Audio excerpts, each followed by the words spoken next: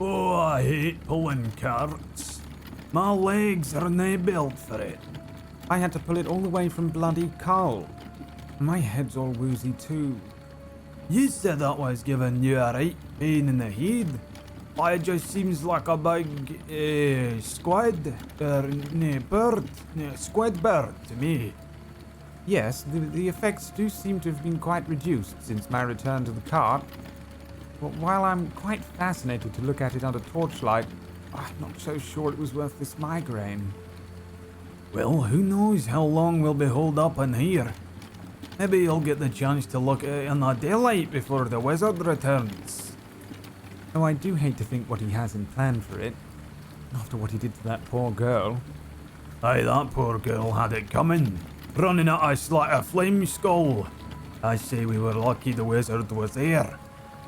Ah, lucky. Yes, lucky us.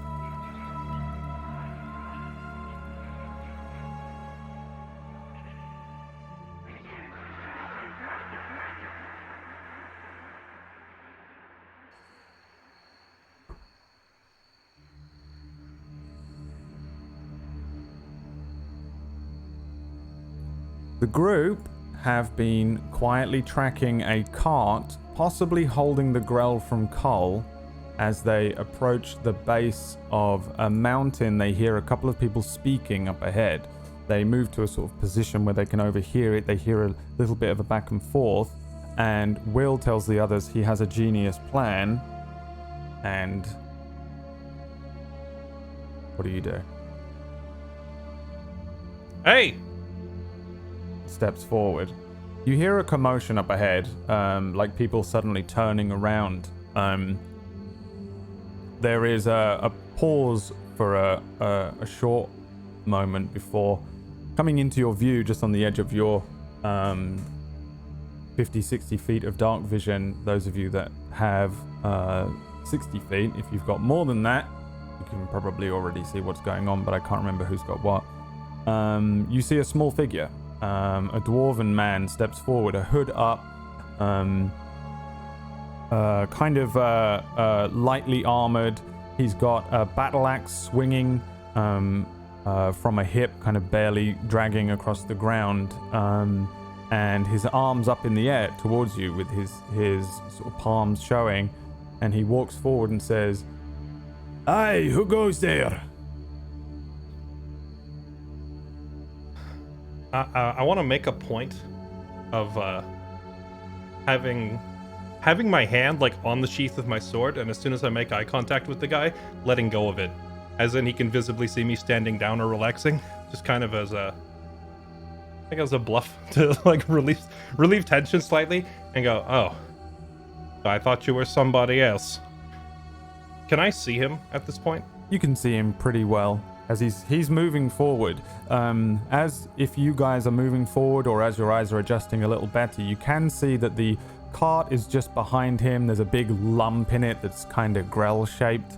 There's also another figure standing beyond the cart.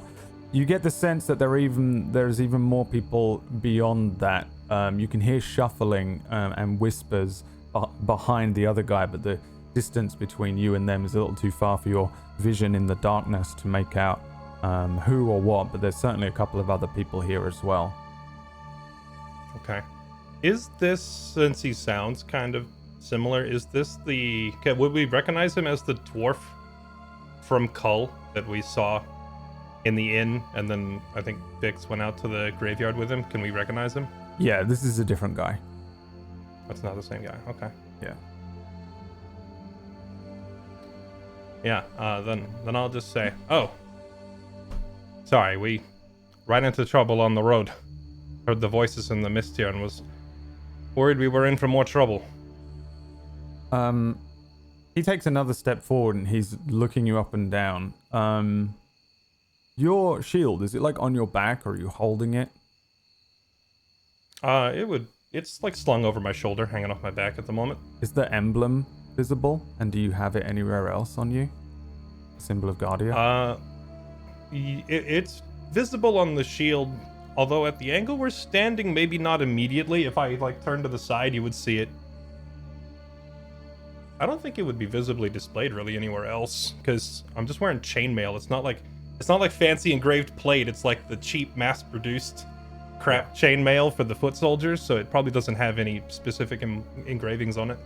He looks each of you over. Are you all visible, or are you trying to hide, or is anyone doing anything at this point while Will steps out from behind the rock and begins to kind of converse with this dwarf? I would be trying to hide for sure. Give me a I'd stealth be, check. well, Merlin would be close to fire. Give me a stealth check as well. Fire went up 60 feet ahead of us at the end of the last episode, like by herself, like specifically. I think she was 60 feet ahead of you until this point. Yeah, I unless- was like, I think I was up on a ridge or something to get a better view. Yeah, Okay. she Give me a stealth check. She was most. Oh, If you she go. was near me, then I wouldn't have said anything until saying, "Go off by yourself." I don't want the rogue standing next to me. Give me a perception check as well then. Fire. 12. A 12 and a 26 on your stealth. You can have moved around the dwarf and the cart. Do you think you would move closer to the people or the opposite way? There's not really a ridge. Okay. There's a mountain base which is a pretty sheer rock and not really the type of thing that you would be able to easily climb. There's essentially on the left of these guys and on the right of these guys as you were approaching. I'll be closer to the wall, like closer to the mountain. Okay. I think Fire, you maybe are aware yourself, Will, is now behind this dwarf, hiding behind a kind of fallen log and some tree stumps and some shrubbery. She's in the darkness and the shade. She seems to be very well concealed, but you're only able to glance that she's there because of your knowledge that she's there. What is Fix doing? I would be stood a little bit back from where Will is so that you can see me, but I'm not super visible. And Just in the shadows. Merlin, not being able to stick with Fire because she's scouting, what would you be doing? I would attempt to try and hide, but because my hiding skills are just not as great as Fire's, I would just be awkwardly just standing by, I guess whatever boulder she's hiding behind. There is a hoping big she's. boulder that they were hiding behind before Will stepped Okay. out, if you want to be behind that. Yeah, you know what? I'll go do that. Yeah. So probably you're peering out from behind there.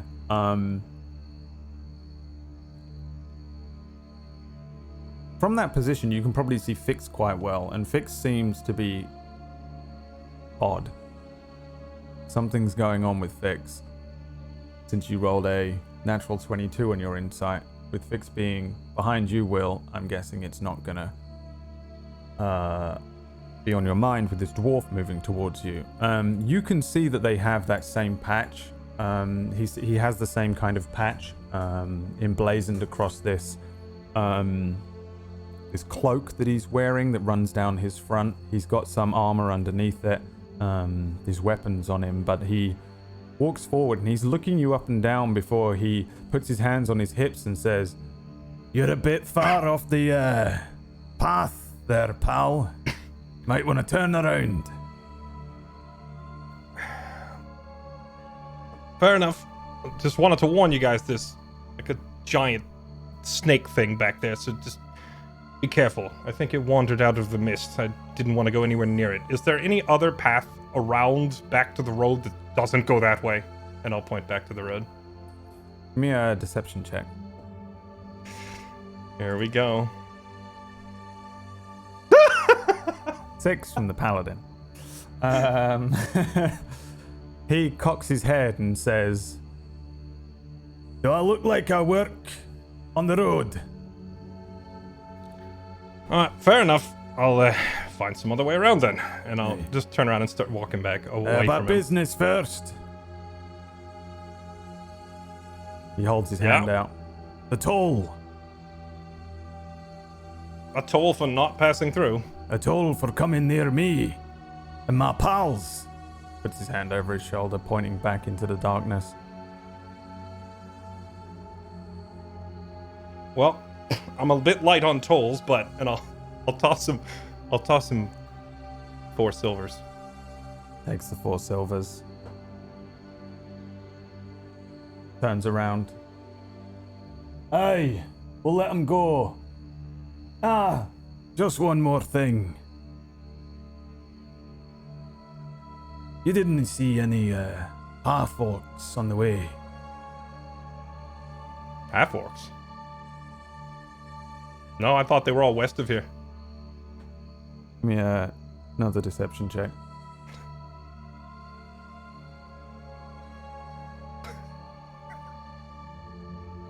There's a 4, which is the lowest that you can roll.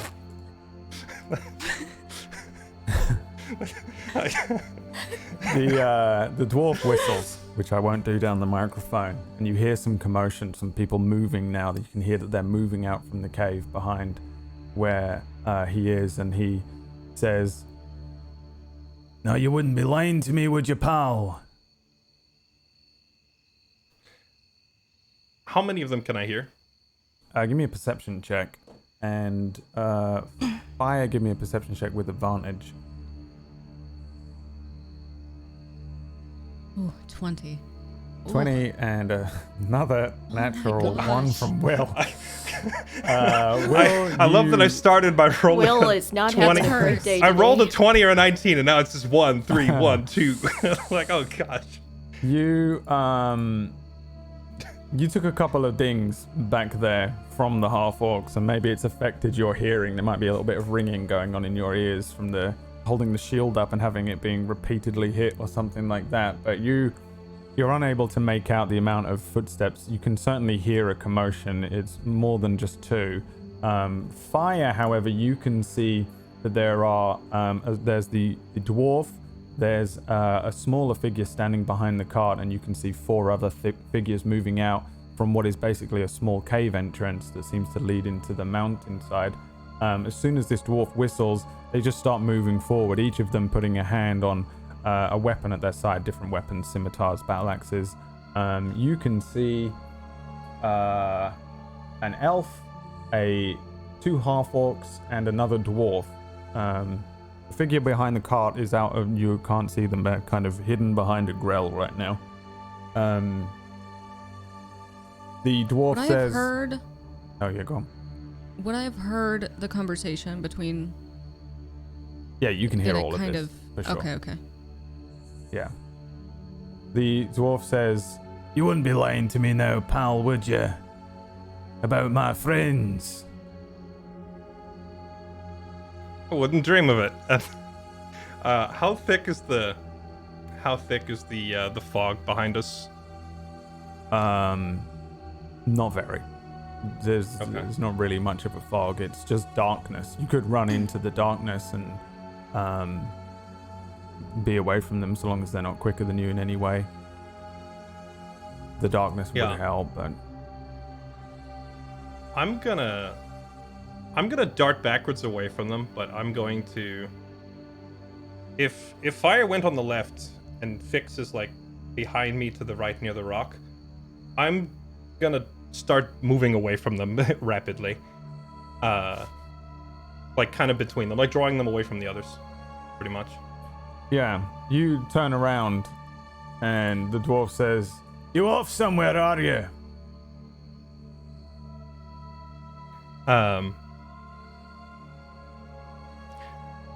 You and your friends sound a little bit agitated, and I would prefer to be anywhere else, as I just continue moving away. I'm afraid that's not up to you. Turn around and drop your weapons. You're outnumbered.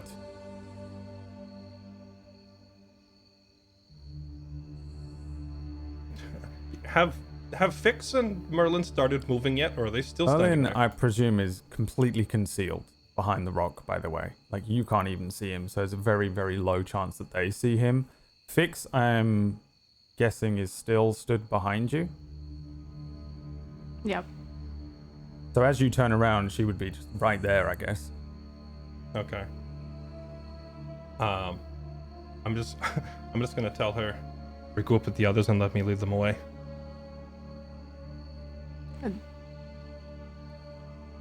I just nod. And I'm gonna move like pretty much fast as I can at that point, away from all the others. Fast as you can. So you're running.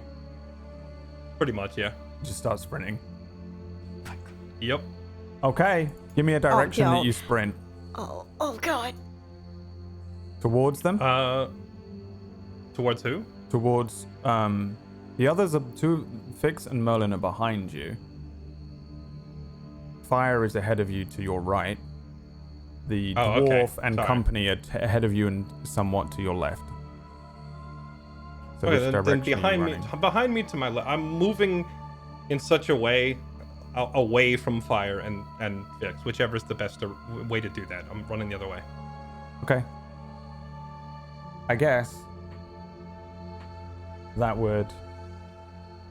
You know what? No. Oh no. It's kind of hard. Yeah. Wait, no, I know. wait. It's hard to I was gonna visualize, do right? It's kind of hard without I the map have in front of me something to too. give you a direction. I'm just I'll trying bring to you over to my battle map. No. How about that? So, Okay. here is what you guys are currently able to see. You know that there are other figures that are over here that have begun moving in this process. You can move yourself 30 feet in a direction. Here's the dwarf that you've been speaking to. In fact, I will make it so that you can see his name. Obviously, you don't know it. This is Helorn. And this one is Cotton.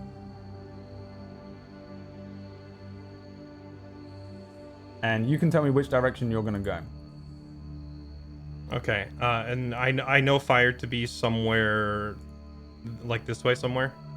Yeah, you know where she is, I think. I think you're aware that she is basically here. Okay. When I'm turning and talking to Fix, do I pick up on the odd thing as well with the high inside, or is that not something I can see? I would imagine that you're not bothered about that. Okay. Alright. I think Merlin only sees it because he is watching Fix, and Fix... What do you think Merlin picks up on? I'll let you... Guess what your 7 was for at the beginning, by the way.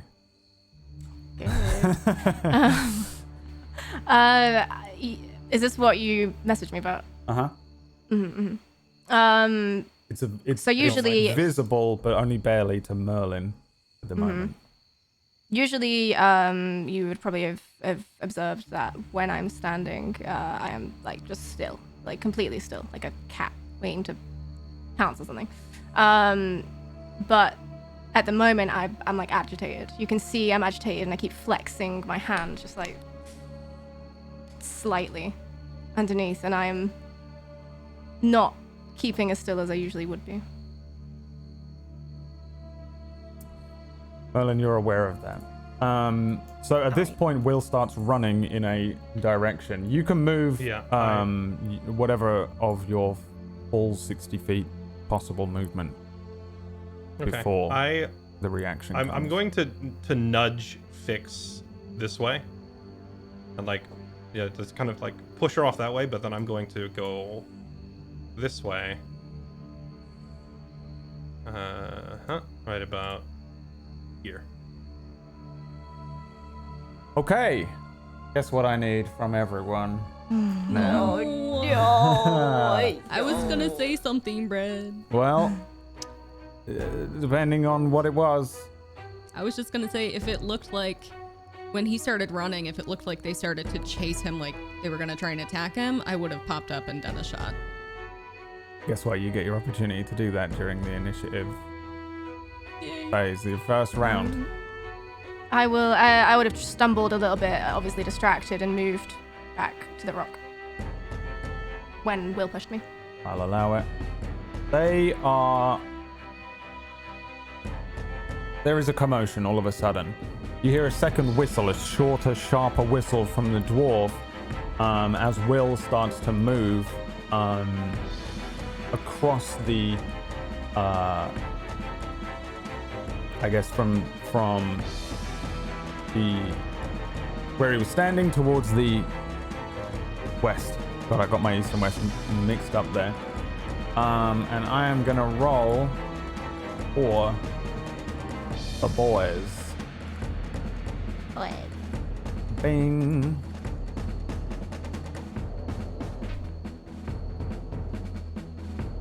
They all go on a 16.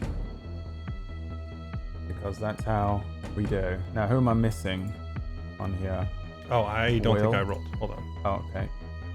There we go. I am on a 13.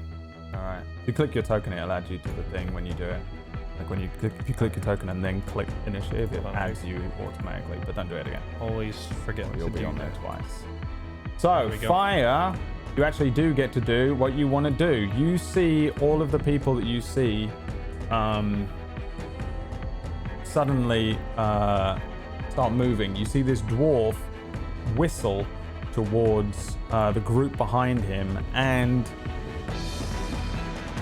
there is a commotion. Everyone suddenly is in motion. So what do you do? Yeah.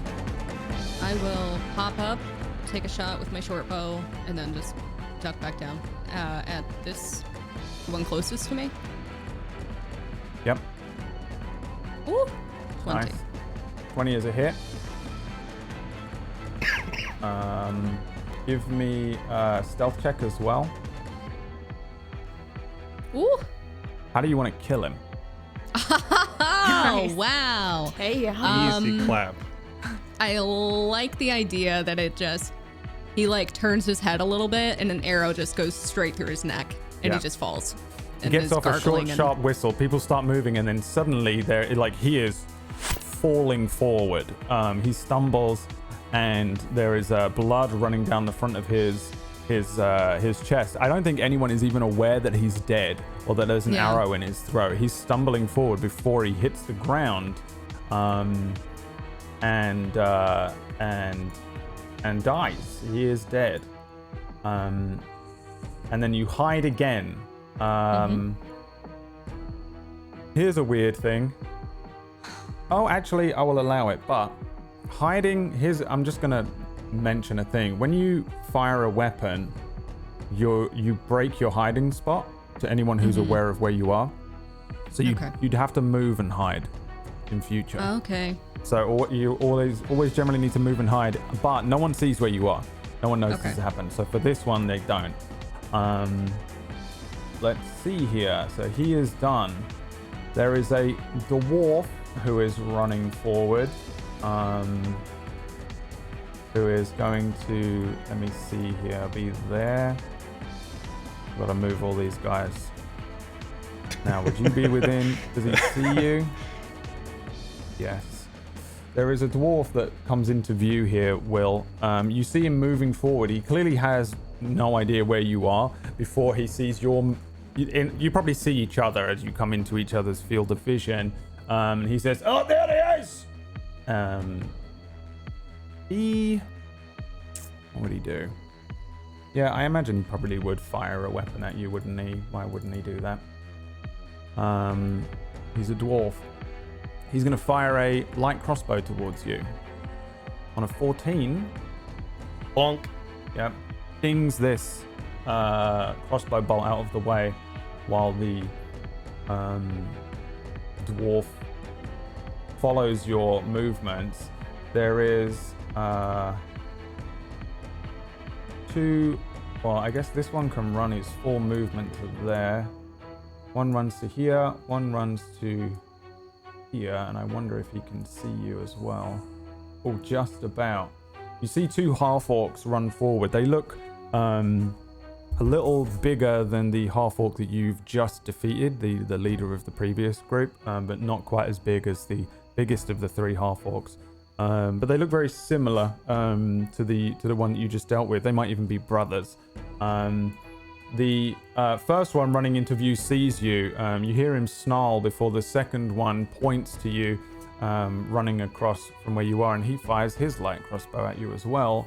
On a natural one, Will, roll me a d20. because I apply this fun, random, 15. natural one critical fail thing to them as well. Wow, roll me a d6. 2. He goes to fire his light crossbow. You see the band of the light crossbow snap and break. There is a cry out as it opens a wound across his hand and deals 2 damage to him. So he's hurt himself. He dies of frustration. Yeah. He's embarrassed. Aw. There is also an elf who can see you. From, I guess, our vision as an audience, we would watch this elf with very milky eyes following Will in the darkness. He pulls out a longbow and begins to track Will across as Will is running. Will knocking one of the crossbow bolts out of his hand before this elf is going to fire a longbow and try and hit you with it on a 24. I'm going to guess that's a hit. That is a hit. 3 piercing. I think probably this thing comes down in such a way it hits you. It probably doesn't actually like stick you, but it gets you in such a way. Maybe it hits a piece of armor. It goes in there might be a chink in your chainmail, something like that. Something that allows this to hit you and do a little damage, enough to let you know that there is another bandit here able to fire arrows and see you, but you can't see where they're firing from. Can I tell what direction? Like, I just got hit by the arrow. I can at least tell a direction, right? For sure, in the direction they're all running from north of where you are. Okay, so just further past them. Right. The last person here is far more interested in you, Fix. The figure that you couldn't see at first fire, labeled on the map here as Cotton, steps forward, chasing forward, kind of trying to see Fix. You can see that he is very interested in Fix, and he's going to fire a firebolt, but not at you, Fix, at the area nearby where you are. Let me see. Yeah, 21 will do it. In front of you, Fix, suddenly this firebolt ignites the area around you, the twigs and the wood. It's quite damp, so they don't fully ignite, but for a moment they crackle, and there is an illumination. Merlin, even you from behind the rock suddenly see the area just behind where you're stood ignites, and it lights you up for a second. I guess Fire, give me a perception check. And Fix as well, actually. If this thing's illuminated by fire, would I see what's going on over there? As you're running away, you probably notice that there's a crackle of fire behind you, but it's gone after a second. It doesn't stay lit. It doesn't create like a bonfire or anything like that. Fire and Fix, you hear this person mutter under his breath after he casts this firebolt. He speaks very quietly, but with the nobody's speaking, no one's shouting anything after they begin chasing Will. It's just the sounds of your own breath and the movement, Fix, of your boots, before you hear this person behind you say, "No, not the same." He seems to be looking quizzically at Fix, Fire, if you're looking at him. That brings us to Will's turn. And you have successfully drawn most of them towards you. Okay. Let's see.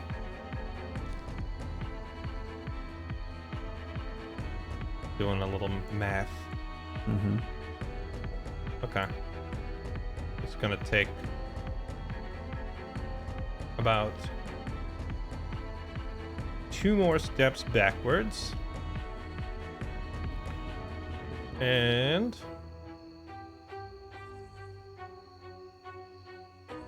I'm just gonna settle into a defensive stance here and take the dodge action. Okay. That brings us to Merlin. Okay, so I'm gonna peep from the rock here to the side so I can get sights on the half-orc, and I'm going to cast acid splash. Okay, what is acid splash? Do you have a damage version of this?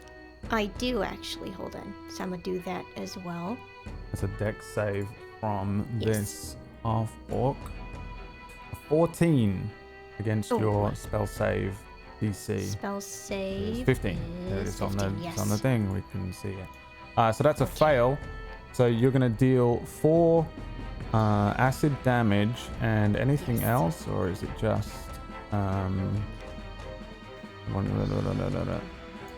Oh, you can hit 2 creatures within 5 feet of each other as well. And I didn't even know that until now, after all these years. Wait, of- is cotton near it? No, I think it's within... So it's within 1 square, but it's useful to know. Dang it. Okay. They have to alright. be. They have to be touching each other, basically. Okay. Yeah. All right, holding hands. What does this look like, though? Because you do hit this guy. Okay. All right. So, Fix is probably the only one closest to Merlin, but she could probably hear that he's got like an upset stomach, like his stomach is bubbling, and Merlin's just like, oh God, I don't feel so good. This is all the stuff I'm eating. It's all coming back now. And then he just lets out a huge burp, and it's just all acidic bubbles heading towards the half-orc bandit's direction. Yeah, I think this half-orc is busy watching Will before suddenly he turns and there's these kind of sickly bubbles that are moving very swiftly towards him. As they explode near where he is, they get all over his face. It's very acidic. They burn him and he... Ah! There's another one! Are you moving back and hiding or anything? You can move back. Yeah, I'm gonna do just that. I'm going to roll a dice. On a 5, he doesn't seem to be sure where it came from. Is that the end of your turn? Yes. All right, Fix, your turn. I turn to Merlin and say, stay close. And then yell at the 2 that I can just about see and say, you know what happened to your orc friends? They died. And then I will hex the half-orc bandit that I can see, which is this one. Uh-huh. Which is 1d6. 2 necrotic and give him a disadvantage to strength checks. Okay. And then I will also aim an Eldritch Blast at him as well. I think you only get the necrotic bonus damage when you hit them with another attack. So if you hit them Yeah, if I hit him now. in the future, Ah. you'll get to roll the extra d6. Wait, let me check. Oh, yeah. Yeah. Okay. So, Yeah, he has disadvantage on strength, and he's hexed, and that's a bonus action. So you still have a main action, so you can do something to... Oh, there we go. yeah, so I'm Eldritch Blast. Yep. Yep, give me the damage. 8 plus 2 necrotic. How do you kill him? Yes. You see the Eldritch Blast sort of flicks towards him, and then as this necrotic damage creeps up his face, and you see these black tendrils creeping all the way up, the icicles sort of like burst from inside his face and just kill him straight up. It's horrific. And yes, this relatively large half-orc man, still kind of confused about what's going on with the acid, turns and is hit by this Eldritch Blast, followed by these kind of icy spikes that launch themselves out from inside his face, and he falls directly downwards in a fleshy lump. Is that the end of your turn? And then I will yell to whoever's listening, keep that one alive, and I will try and gesture towards the one who said something to me, but I don't know if anyone can see, so. All right, I'll leave that up to you guys to determine. Brings us to Fire's turn. After I heard them say that weird thing about Fix, like not the same or something, I'm going to try and take a shot at them, but I want it to aim like at their legs, somewhere that's not gonna... I'm not trying to kill them. Yeah, you can do that. Yeah. Okay. I'll pop up. Ooh, 24. Actually, you're hidden. You have advantage. He has no idea that you're there, so that is a Yeah. crit. All the damage. You Uh-oh. obliterate his leg. I think it is I think you do like permanent damage to his leg. Whoops. You pin him to the ground. He is, of all of the men here, by far the smallest and thinnest. He's a very thin-looking man. He does have a cloak on, and he even has leathers on, and you can see that he has kind of leather boots that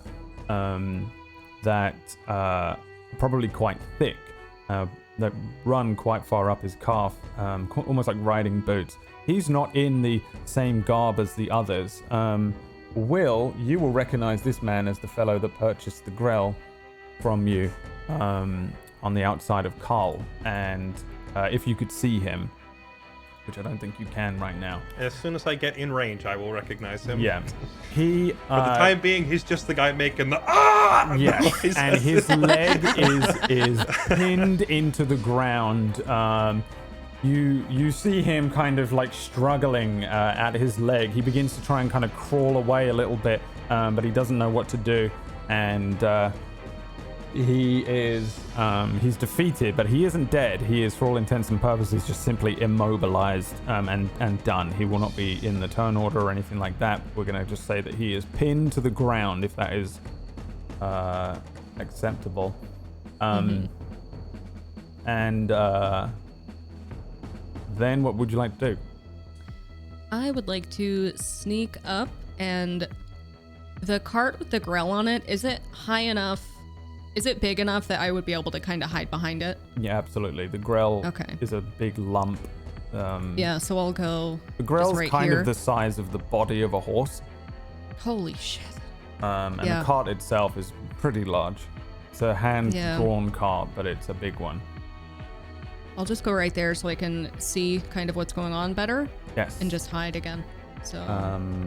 Yep, you can see these others. You can even see the elf. There is an elf with these guys now that's moving around the opening of this cave. You can see that they have provisions and things. There seem to be 2 chests. There are even chairs like they've set up for a small amount of time to stay here at the opening of this cave that seems to be a natural looking cave, but one that they've procured for a little while here. The elf moving around, you see drawing another arrow, sighting Will and preparing to fire as you hide behind this Grell.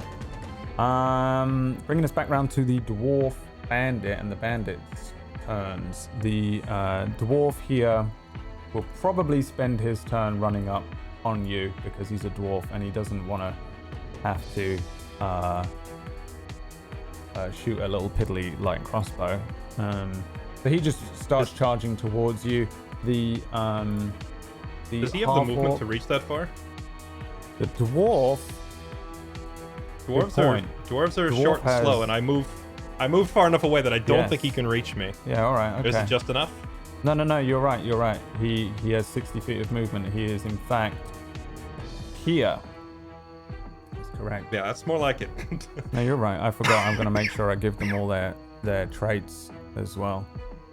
So thank you for reminding me that he was a dwarf.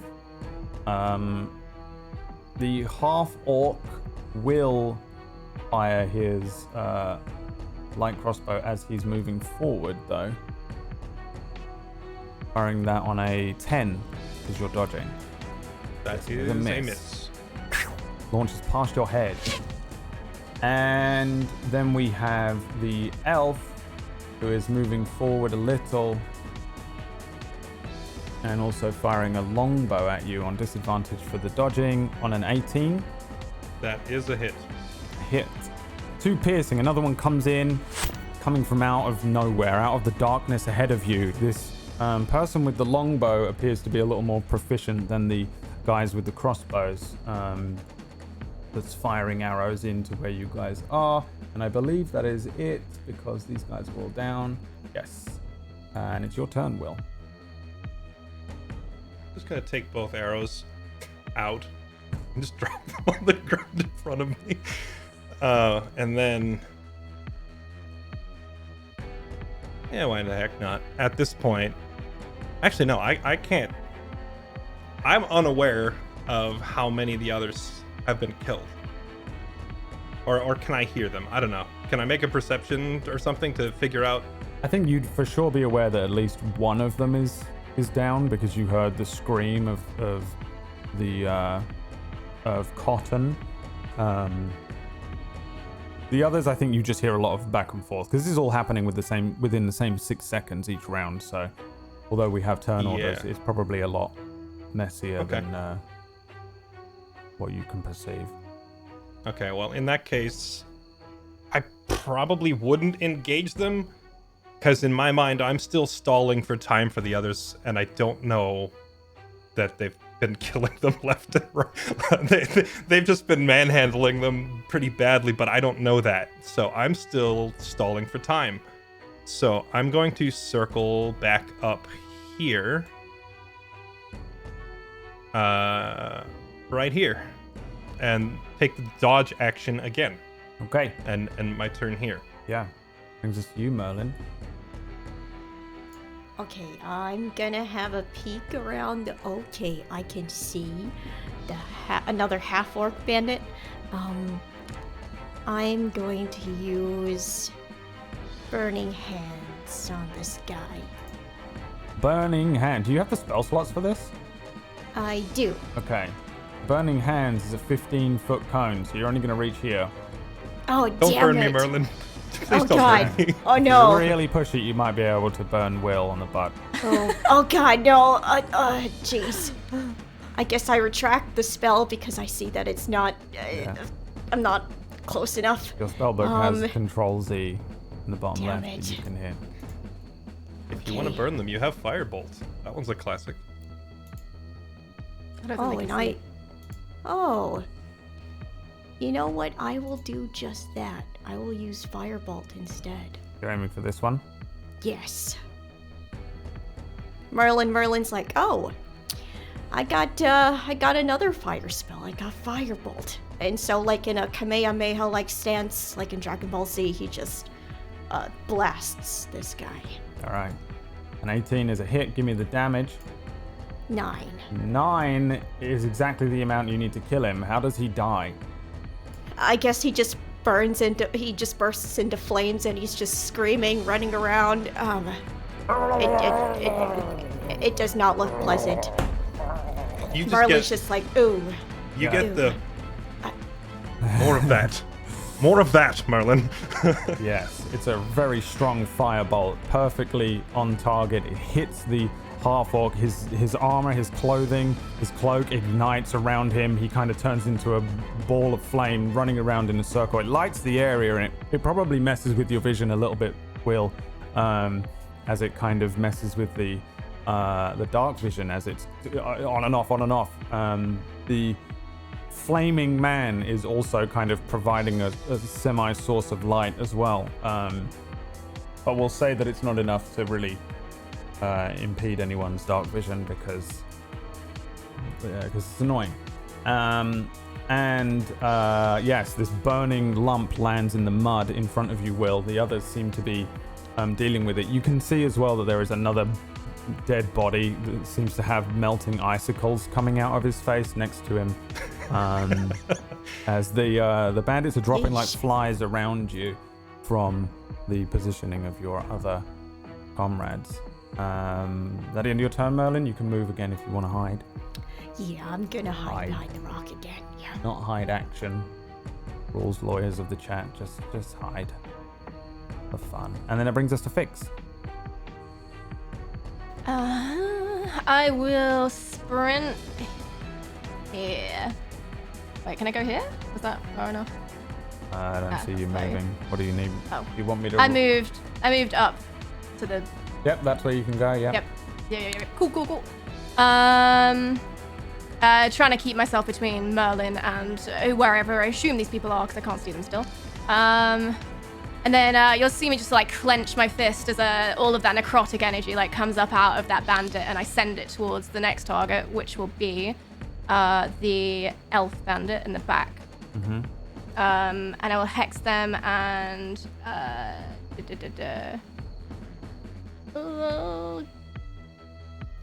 don't know what it does. I'll do intelligence. Give them disadvantage, and then I will aim an Eldritch Blast at them as well. So you see me sort of shake my arm out and then fire another Eldritch Blast, hopefully. All right, give me the attack roll. Yes, natural 25. Give me all the damage. yeah. I'm gonna guess he's dead, but yep. How do you want to kill him? Same thing.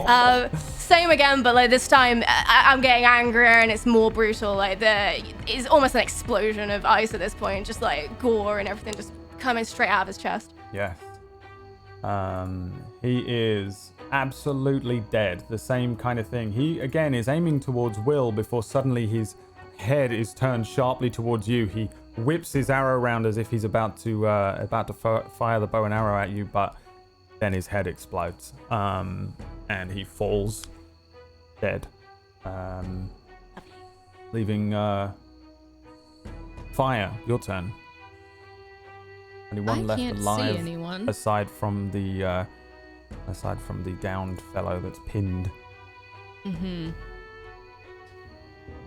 And I can't see them. They're not within my...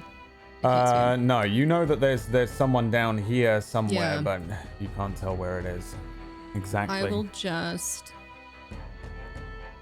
I'm just going to yell out to them. Is that all of them?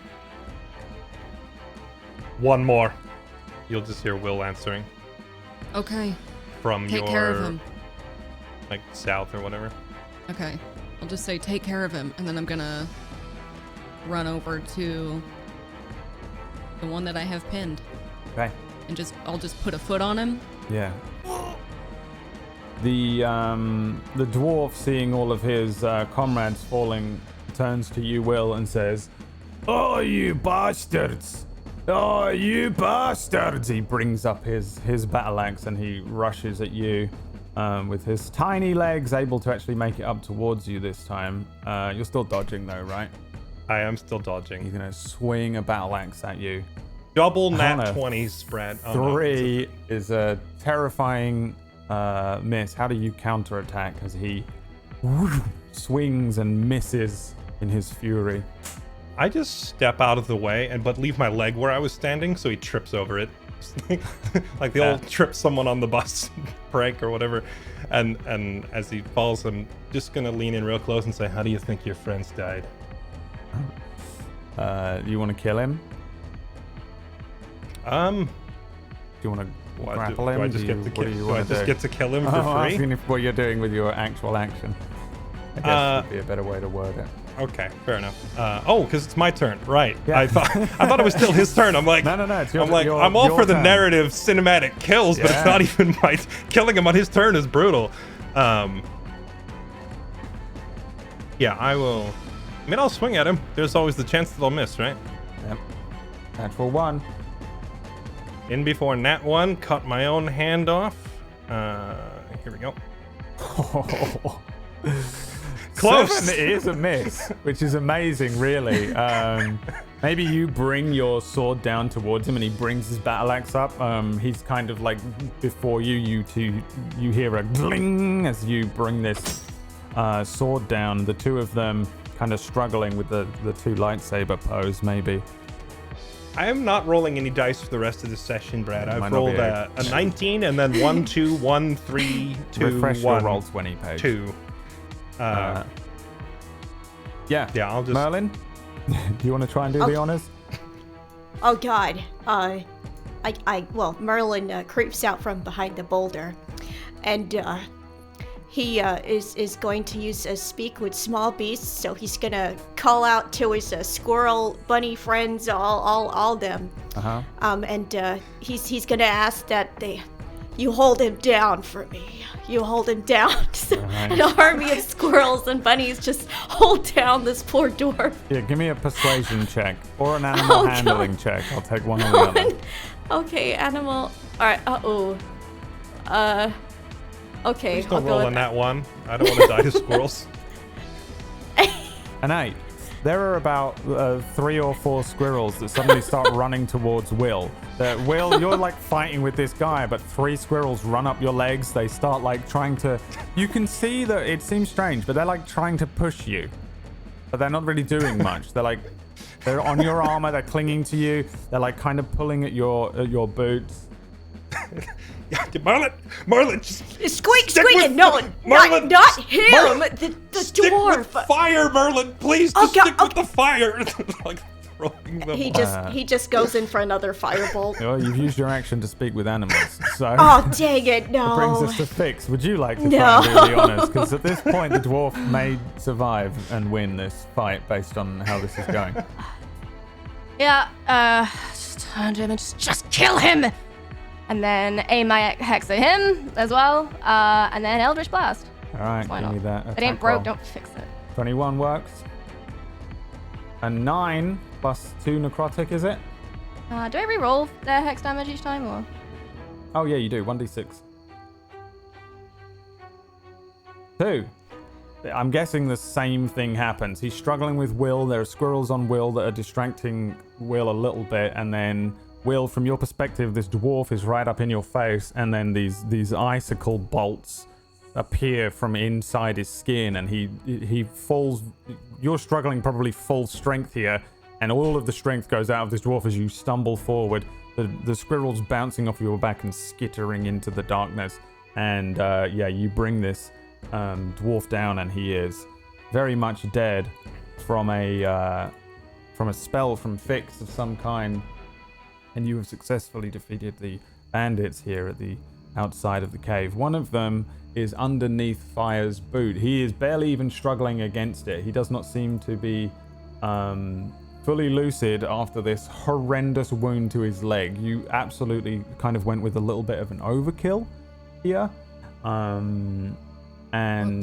This one figure is kind of looking up at you. He is at first glance he looks very, very human, but then you catch his ears are a little pointed. He's got kind of rough, almost dreadlocked from matted from weeks of probably just living on the road with these bandits. Quite long hair, kind of rough looking, quite thin, as if he doesn't eat well. Skin kind of blotchy, missing a couple of teeth.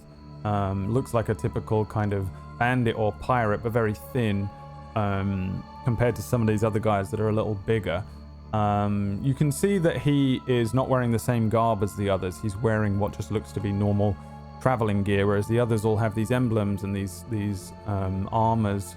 This guy does have a few tattoos along his arms. One of them you recognize as being the tiger and snake, the lion and snake looking thing. But he also, you've obliterated his knee. His knee is destroyed, probably permanently. There's an arrow in it at an awkward angle. You can see that the bone of his kneecap is kind of twisted and turned at a strange angle around the side of his leg. And it's very nasty. There's a patch of blood. And for a few seconds, he was very awake on adrenaline before he kind of looked up at you with your boot on his chest. He doesn't seem to be able to fight anymore, but you did see him cast a firebolt, suggesting he's a caster of some sort at least. What do you guys do as you all, I guess, crowd around him? I turn to Will and say, "Is this the man you sold him to?"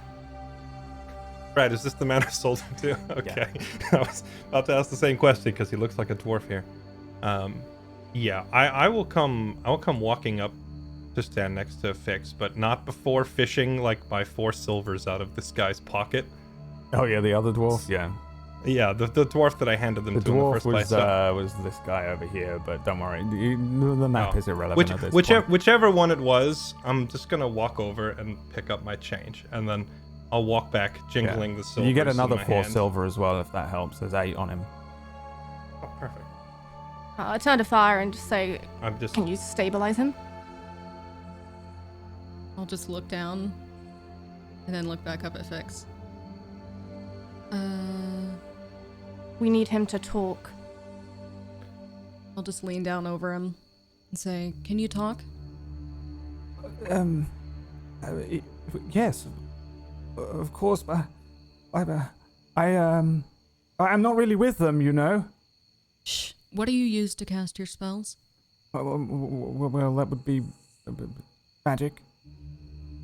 I know. Do you have a pouch? Do you have a book? Oh, well, I have a few incantations. I kneel down next to him, get real close into his face, and so, what did you say earlier? This is the guy. Magic.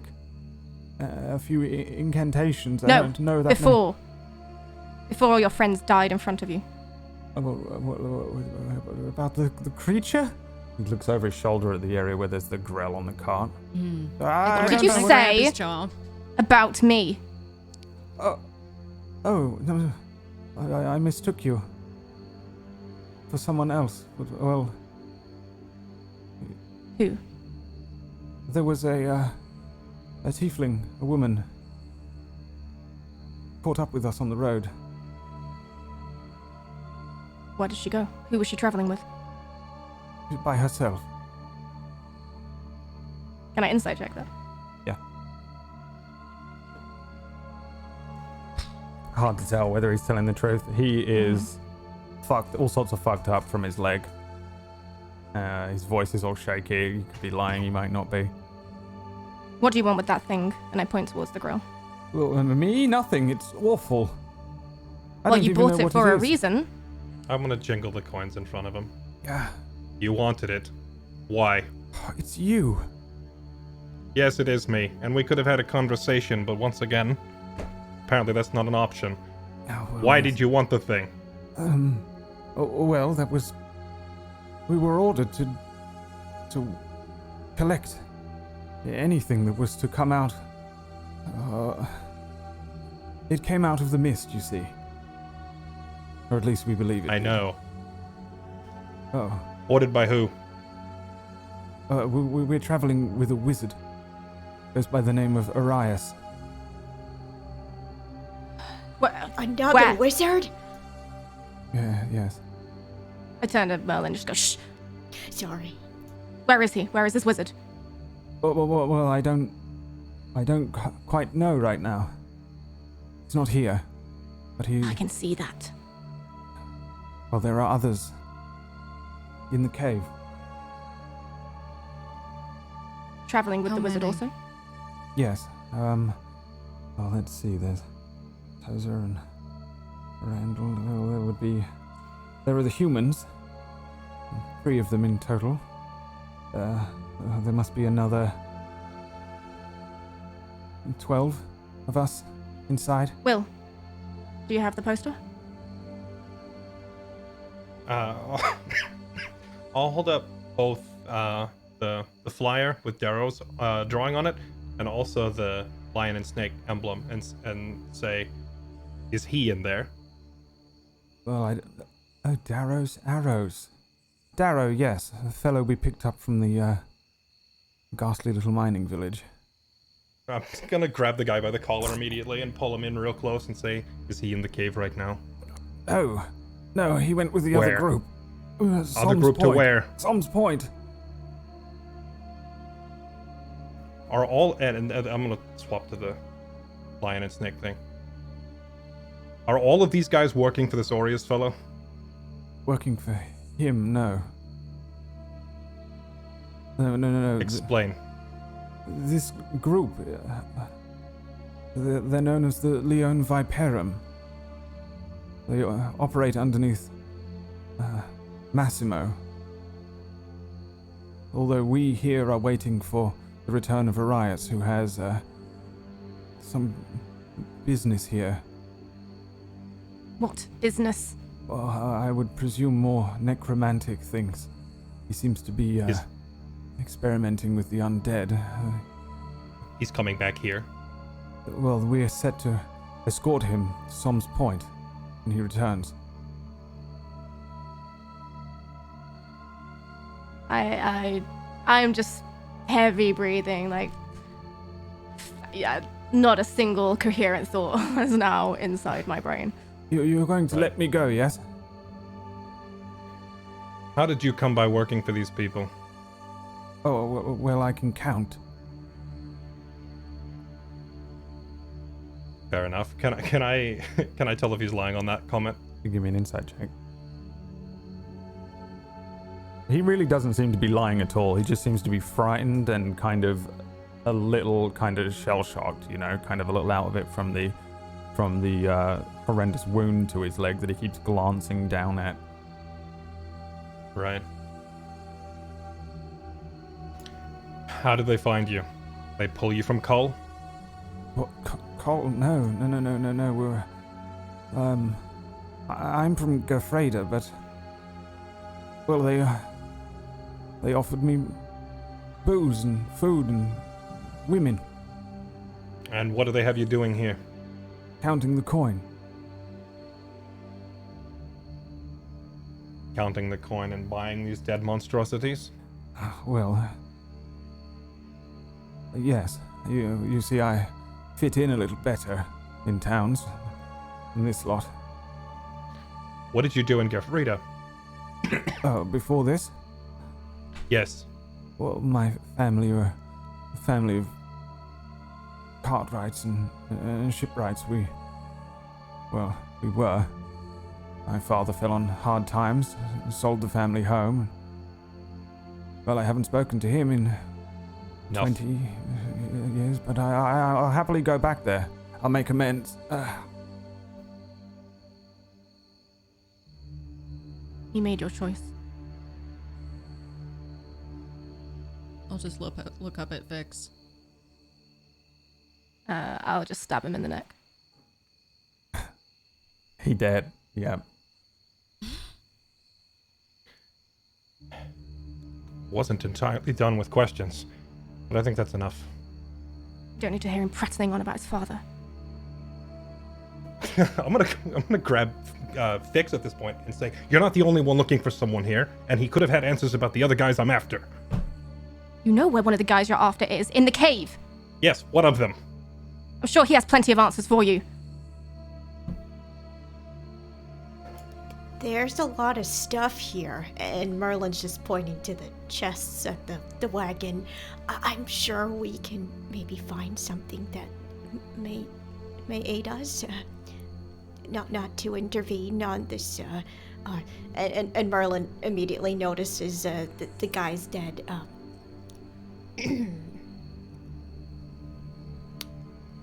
I start systematically going through this guy's pockets and stuff and checking him over.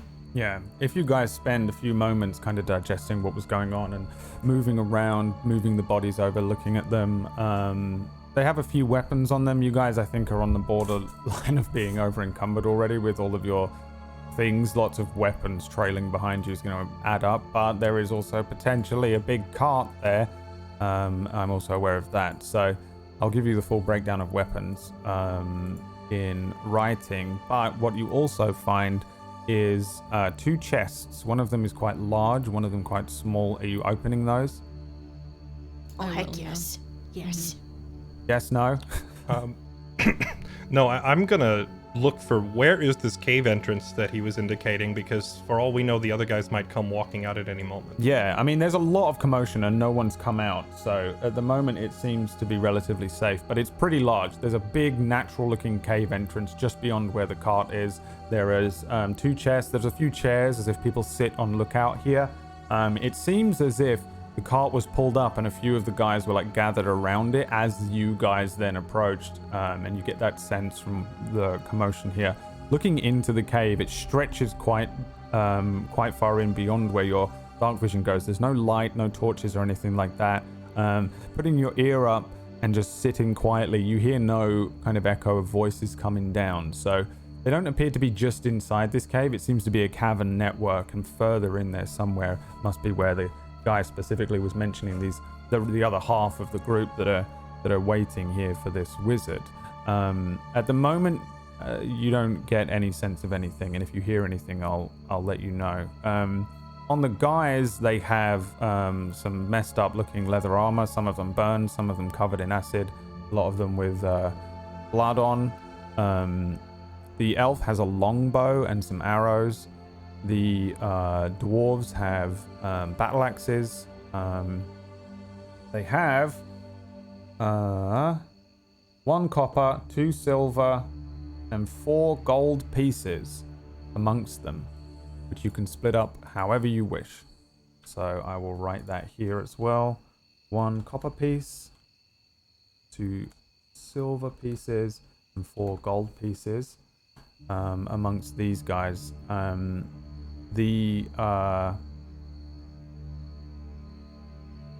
Oh yeah, do you open the chest? Do you check in the chest, or are you leaving the chest? Yes. Oh no, We just see Merlin's legs dangling out of the larger of the two chests as he's rummaging around, and his butt kind of swinging around. I rushed over to see if I could check for traps first, and it was just a lost cause. There's no point in trying. Lots of traps, but they're not set up. It's all hunting supplies. The bigger chest is filled with hunting supplies. There are large traps and small traps. There are furs in there. You find 2 rabbit furs and 2 fox furs that you could sell if you wanted to keep them. 2 rabbit furs and 2 fox furs that have clearly been pulled from the skin. I can't remember what it's called, but in such a way that they were to be sold. The smaller chest contains more arrows, 2 clean sets of leather armor, which have the emblem of the Leon Viperium, which is spelt like this. Let me just write this down for you. So 2 sets of leather armor, and I've spelled that all incorrectly.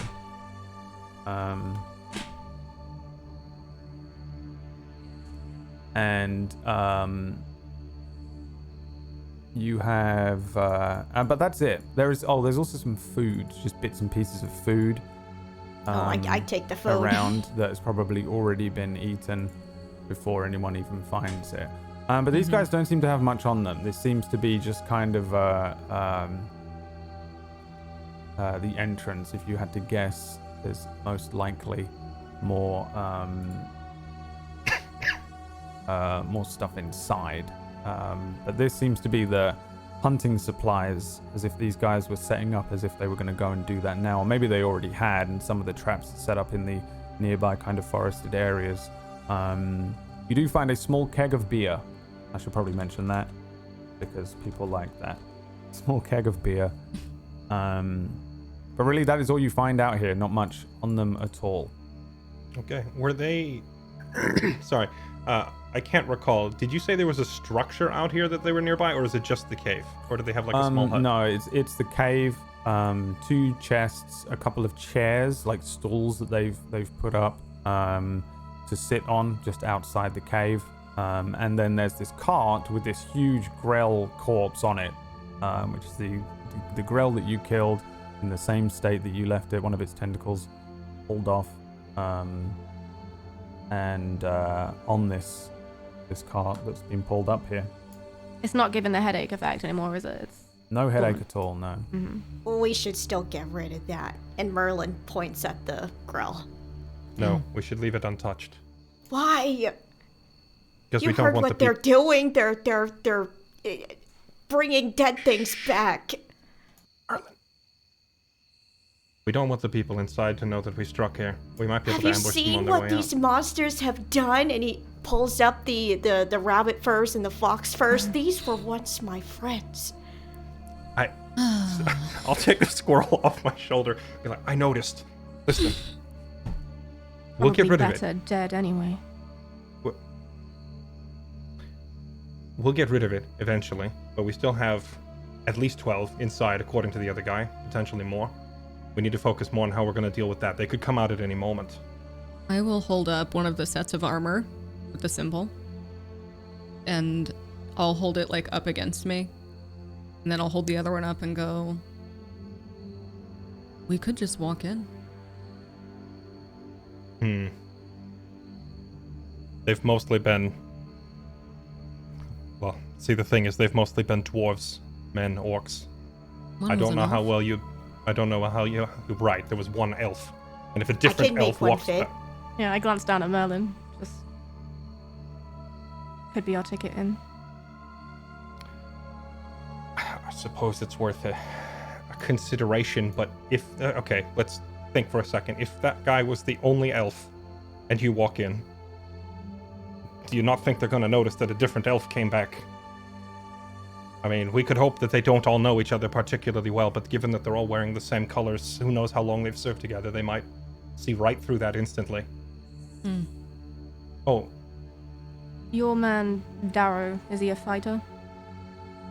he's a weasel. Although, to be fair, he's a good shot. I gotta give him suspect that. the fighters are out the front. Maybe the ones inside are fodder. Now, the trick here would be to get them out of the cave. I have an idea. And I'm gonna pull a flask of oil out of my bag and look at the entrance of the cave. How wide is the cave entrance? It is. I can actually measure it because we have a battle map for it.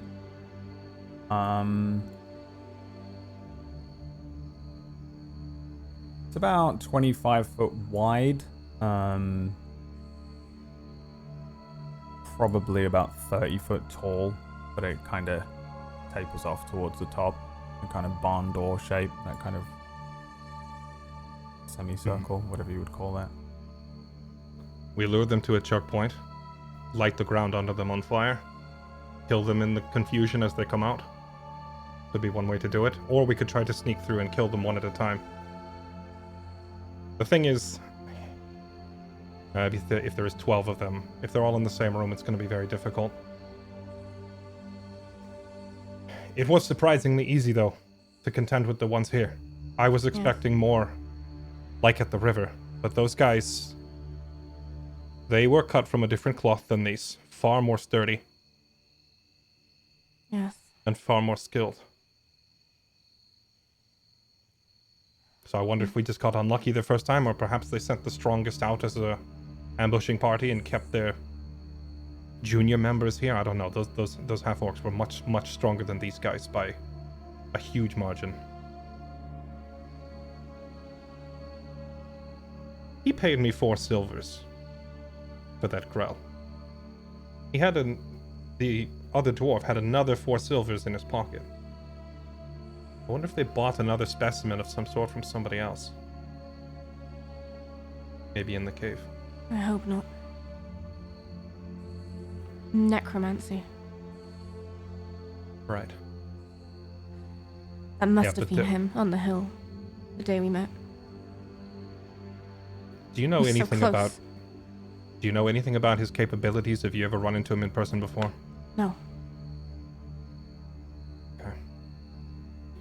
I will confess magic is not my strong suit, so when it comes to fighting wizards and witches, that's mostly gonna... I'm gonna run up and hit him with a sword and see if he dies. Anything more complicated than that, you two are I gonna have would to not sort advise that. it. Worked for the last 10 years. You have not met someone like Orias in the last 10 years. Who is this person that you're talking about? I think at this point might be helpful to know. A wizard of strength beyond anything I have ever seen. Could you, not to pry into your personal secrets, but could you elaborate on the scope of his capabilities? Like, when you say power beyond compare, like, are we talking someone who's just gonna snap his fingers and the whole mountain explodes, or? He works in a much more subtle way. Right. Is this... Okay. I mean, we could try to ambush him when he returns, perhaps. But in the event that it comes into a conflict, and I assume, based on what I've seen so far, it's probably going to come to a conflict.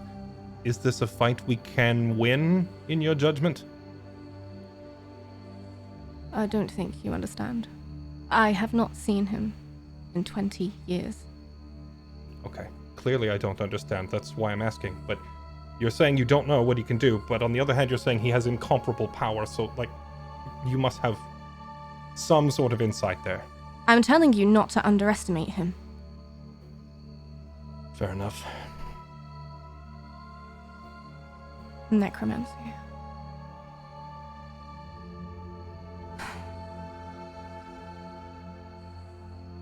And I you just want him sort of dead? walk around in circles, just like clenching my fist again. Okay, well, the worst case scenario is he comes back while these other guys are still alive and we have to deal with them all at once. So we need to make our move sooner rather than later. Come up with a plan, and I'll follow it. I like your idea of putting on the uniform and going in there, except I don't think they're going to fall for it. These guys are too well organized. I can make stilts tall enough to be a dwarf. So here's the thing, Merlin. I don't think the disguise play is going to work, because I feel like these guys are too well organized. So I'd say, yes, let her go in there, in their uniform. They're going to see through it right away, but she's only going in there just to run back out again, and if they chase her, she leads them back into the rest of us. And then you, Merlin, light the oil on fire that I'm going to spread on the ground. We lure them into a flaming trap. You want me to do it? No one else here can make fire on a whim. Well, What if your girl is one of them?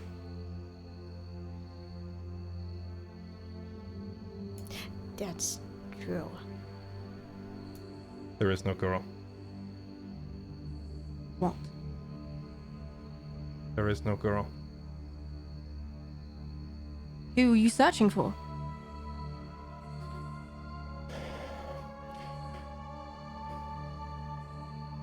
I'm searching for a man named Macken. I'm searching for an orc whose name I don't know, and I'm searching for a man named Darrow. And I'm going to kill all three of them. So The what is girl- it? You use a girl as a bait to try and get people to sympathize with you, to join your cause? Exactly that, because telling them I'm on a suicidal revenge crusade met with less than desirable results. I would have much rather gone on that crusade, to be fair. Truthfully, with you, I would have just said that from the start, but when it comes to prying information out of villagers in towns, they're less likely to talk to you when they realize they're talking to a madman. There is Well, no I'm girl. gonna get changed. I will Do just it. slowly back up and start changing into the awkwardly changing. All this time you've led me on a merry chase thinking that Arias is taking yet another child in his experiments, and it's been a lie! I didn't know that this guy was kidnapping children. I didn't even know who Arias was until I met you yesterday. The girl is a story I've been telling for weeks to get people in towns to point me in the right direction, because otherwise they clam up or they try to demand money from me.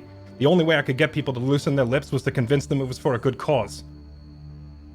You're not capable of dealing with it alone. Capable of dealing with what?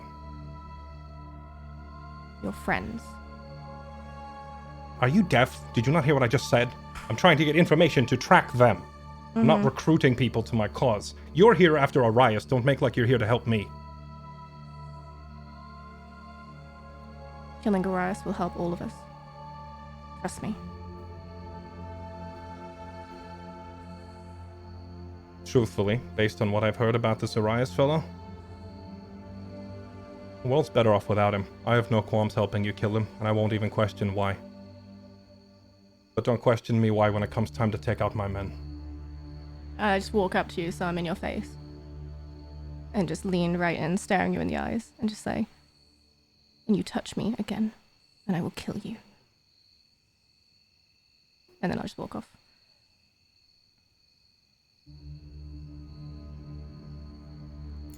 I found this small keg of beer. Does anybody want a drink? Probably not if we're No? We'll save that for doing later. a secret. Yep. Okay, I just thought, maybe just to ease things, we're supposed to, work together. Mm-hmm. Do you need help putting on your... Yeah, no, I'm Okay. ready. Okay, yep. Looks good. Does this make my butt look big? Do you want it to or no? Yes. Then yep, it does. Huge. Thanks. Mm-hmm. So, we're gonna... Okay. Sorry, give me a second. Mm-hmm. Emotion is the enemy of reason. Give me a second. Okay. 12 targets. Concealed area. Potentially other exits we don't know. Strength of arms unknown. and the opening of this cave is far too wide for me to hold it like a choke point.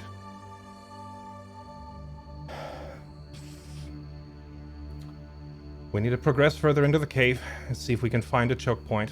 If there isn't one, we need to create one. Or perhaps trick them into thinking there is one. She can make false images, yeah? She could make the cave entrance look a little bit narrower, and perhaps in the chaos and confusion they won't remember the exact measurements. I could make the entrance narrow and perhaps make the ground shake a little. Make them think it's closing in on them. Right. Or I could simply run in and say, another growl approaching. I need 6 men. And then run I out. can stare some illusions too. I can create sounds and mimic the voices of our friends back there, which probably we should hide their bodies. Yeah. We could You just can call them out. Hold on. Can you copy their voice, the voice of that dwarf or that other guy, accurately?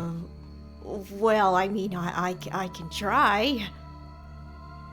Let me hear it.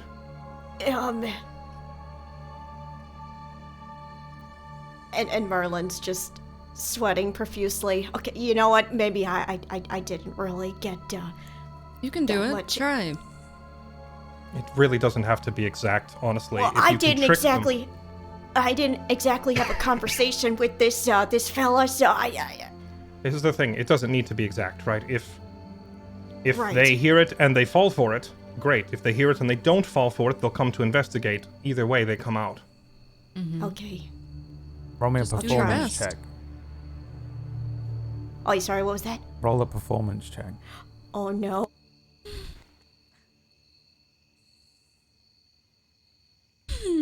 Oh God, no. If you had rolled over a 10, I would have done the voice, but but now you have to do it. So do your best God damn it, Brad! of the dwarf that you heard. Oi! That's exactly what Merlin does. This is not gonna go well. It sounded just like him. Oh, you think so? Okay. I thought he came back from the dead. It was so good. Please don't check. When you say that, Will makes a face. Yeah, same with Fix. I just like.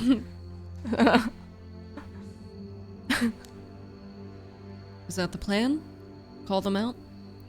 Yes, but first, and I'm gonna open the bag of goodies I've been carrying, and say, "You asked if I end up needing this stuff," and I'm gonna pull out a bag of caltrops, little spiky things for the ground, the flask of oil I'm already holding, and a giant bear trap. These guys are about to have a very rough day. How do you fit all that in there? The bag is bigger than you, Merlin. You saying I can hide in your bag? No. No. Oh. I want to get closer to the cave, and I'm staying about as far back as what our dark vision allows. But I'm looking to see if the cave gets any narrower as it leads in. Just like, is there a natural choke point, or are we gonna have to make one? It definitely gets narrower further in. Fire, can you, without drawing any attention yet, can you move in and see if there's a narrow space, preferably no wider than 15 feet? Something we can hold? I just look at you kind of offended and head that way and start sneaking. Yeah, give me a stealth check and a perception or an investigation check. See if there's a good space for Will's trap.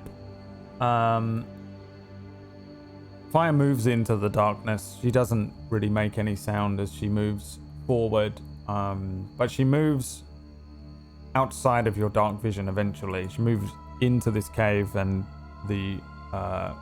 disappears into the darkness as the three of you watch her silently move inwards. That's where we're going to go to our break for the evening. Short break time, and then we will return to the cave. Good job. You defeated the bandits on the outside of the cave there. Yay. That was so sick. That was That was sick. so dude. scary. Obliterate Metal. them as well. It was pretty awesome. Now that I've got all my nat ones out of my system, I'm ready for the next fight. Please Earlier go. on, we were messing with Fix's sheet, and she rolled how many? Two nat 20s in a row. Yeah, so that was And all then, those ones, and then so- max damage for both of those as well. Yeah. I was like, come on. Even what in the this fight, you rolled like I know. 19, 18, Yeah, it was really good. 17. I was like, okay, thank God, because then otherwise it would have been really awkward if I was like, well, I'm scary and badass, and I just miss everything. It was pretty good. We actually, yeah. You just tripped. You were moody and angry and just killing everything in sight. It was exactly the level of emo we needed. Yeah, we're gonna go to a short break. It'll be about 10 minutes or so you can go and grab yourselves a small keg of beer and have a little walk around. We do have another copy of the Candlekeep Mysteries, new book from Wizards of the Coast. Thanks to Wizards of the Coast for sending them to us to give away. So there should be a link, I think, in the chat that will run through where you can apply to. It's free. But yes, there it is. So you can follow that link to the tablestory.tv/Mistlight/giveaway and then enter to be able to try and win a copy of it. Our first winner, Chickadee, hasn't responded to us yet. So Chickadee, if you're out there, please respond. I think to the email. I think we sent an email out. So keep She an was eye in out. my chat yesterday, Brad. I will Get 'em. poke If it's her. the same Chickadee that I'm thinking of, I literally spoke to them on Twitter the other day as well. But if it's not, and they're just like, yeah, it is me, and they get a free thing, and then the real Chickadee shows up, it's going to be a nightmare. So the Chickadee in the email, please check it and respond so that we can grab your address and send it over to you. And we got the second copy to send out. So make sure you apply to that giveaway. Thanks again, Wizards, for giving us a copy of that. Unfortunately, there were 3 copies and one of them got lost in the mail. Super annoying, but it's a really good book. How do you know it's so good, huh? What? Hey, it's break time. It's break time. We'll be back in 10. Okay.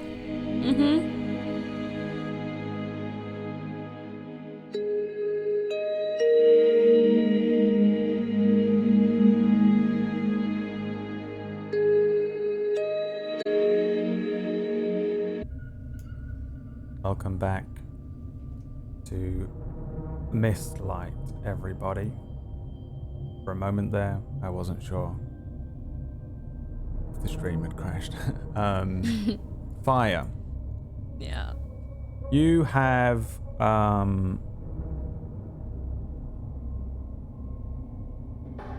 progressed through this cave for a good while here, maybe 100 foot or so. It moves pretty much straight forward.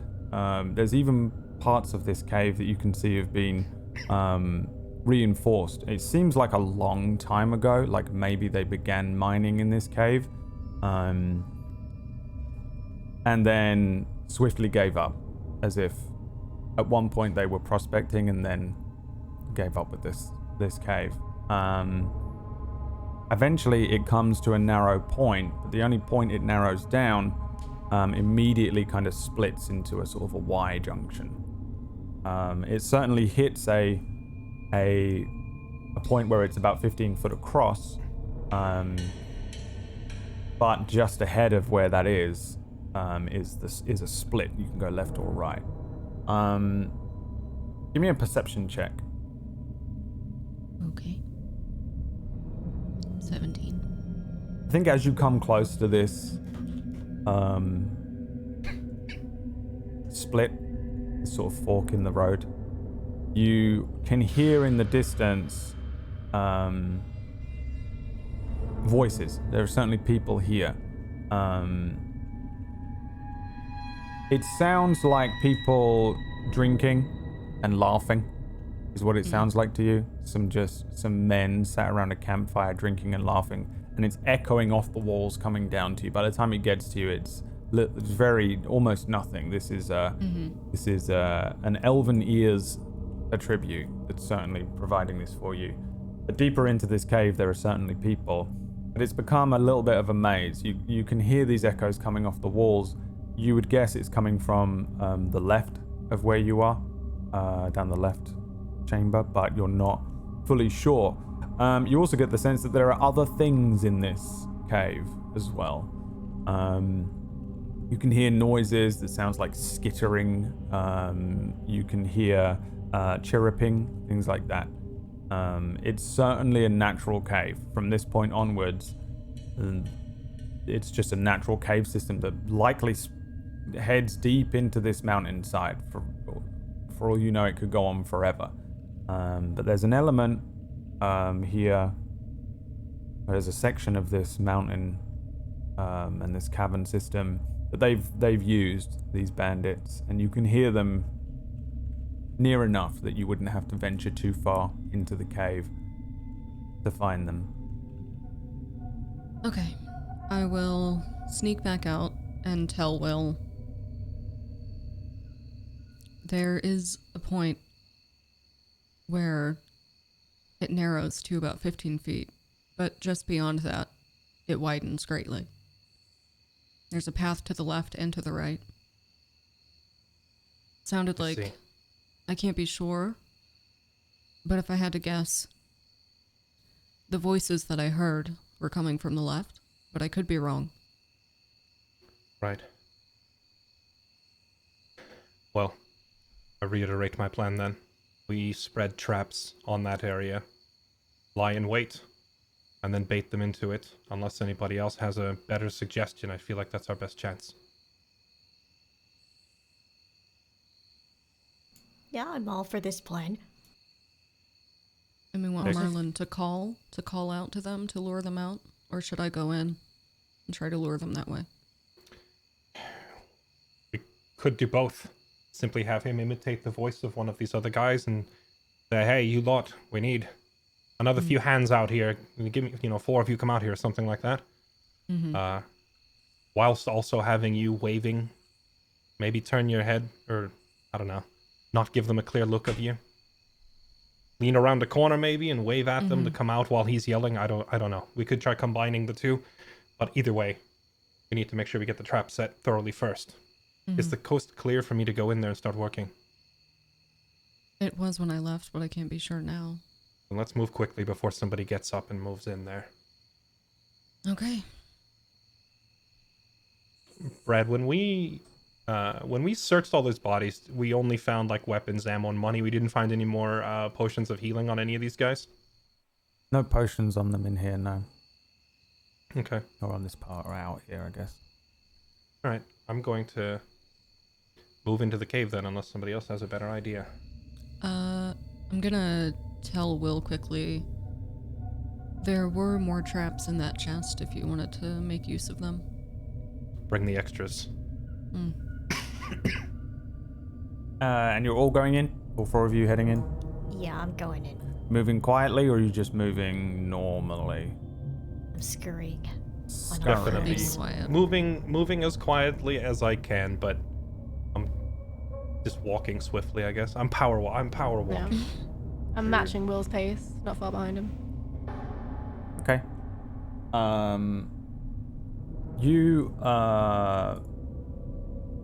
follow in Fire's footsteps up until you get to the point where she was at, this kind of split in the cavern. The walls come into about 15 feet. There is a little area that's about 10 feet wide, that's even smaller if you would prefer that. That's the smallest it gets down to right at the very end. It splits at about 10 feet before opening into 2 separate 10, 15 foot wide caverns, one going right, one going left.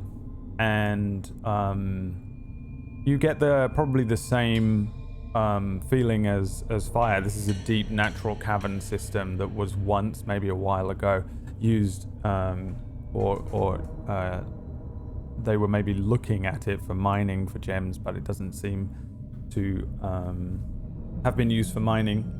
And it seems like a natural cave system. It's wildly, the roof is going up and down. There's there's water dripping down the walls. At other parts, there's dust and it moves in, it moves out. From this point onwards, from what you can see, it looks like it doesn't really get any wider than 15 feet. And at several points, it looks like you'll probably have to duck or squeeze past areas where it gets very thin or very low. The area you're in at the moment is you've got about 10 feet in height, and about 10 feet, 15 feet across. And do you begin setting up these traps? You tell me what you do, and I'll tell you what you roll. Sure. I want to look not just at height and width, but also depth. Like how long is this choke point? Like how far they're gonna have to march down the hallway to get towards us? Yeah, you got about 10 feet of 10 foot wide, and about another 10 foot of about 15 foot wide. Okay, is the 10 foot wide on our side or their side compared to the 15? 10 foot would be ahead on their side. They would enter in a 10 foot at the very edge of the Y split, and then come towards you where it begins to open up. It's pretty much a dead shot to the entrance, though, for about 100 foot. So it opens up to 15, then it opens up to 20, then it opens up to 25. You know what I mean? Right, so behind us is wide open. Yeah, up to about 25 foot. Well, yeah, I'll start setting up here then. I'll put down the one bear trap, the hunter. Hold on, let me look the thing up.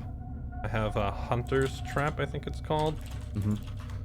And then fire has at least one more, right? Was it just one outside?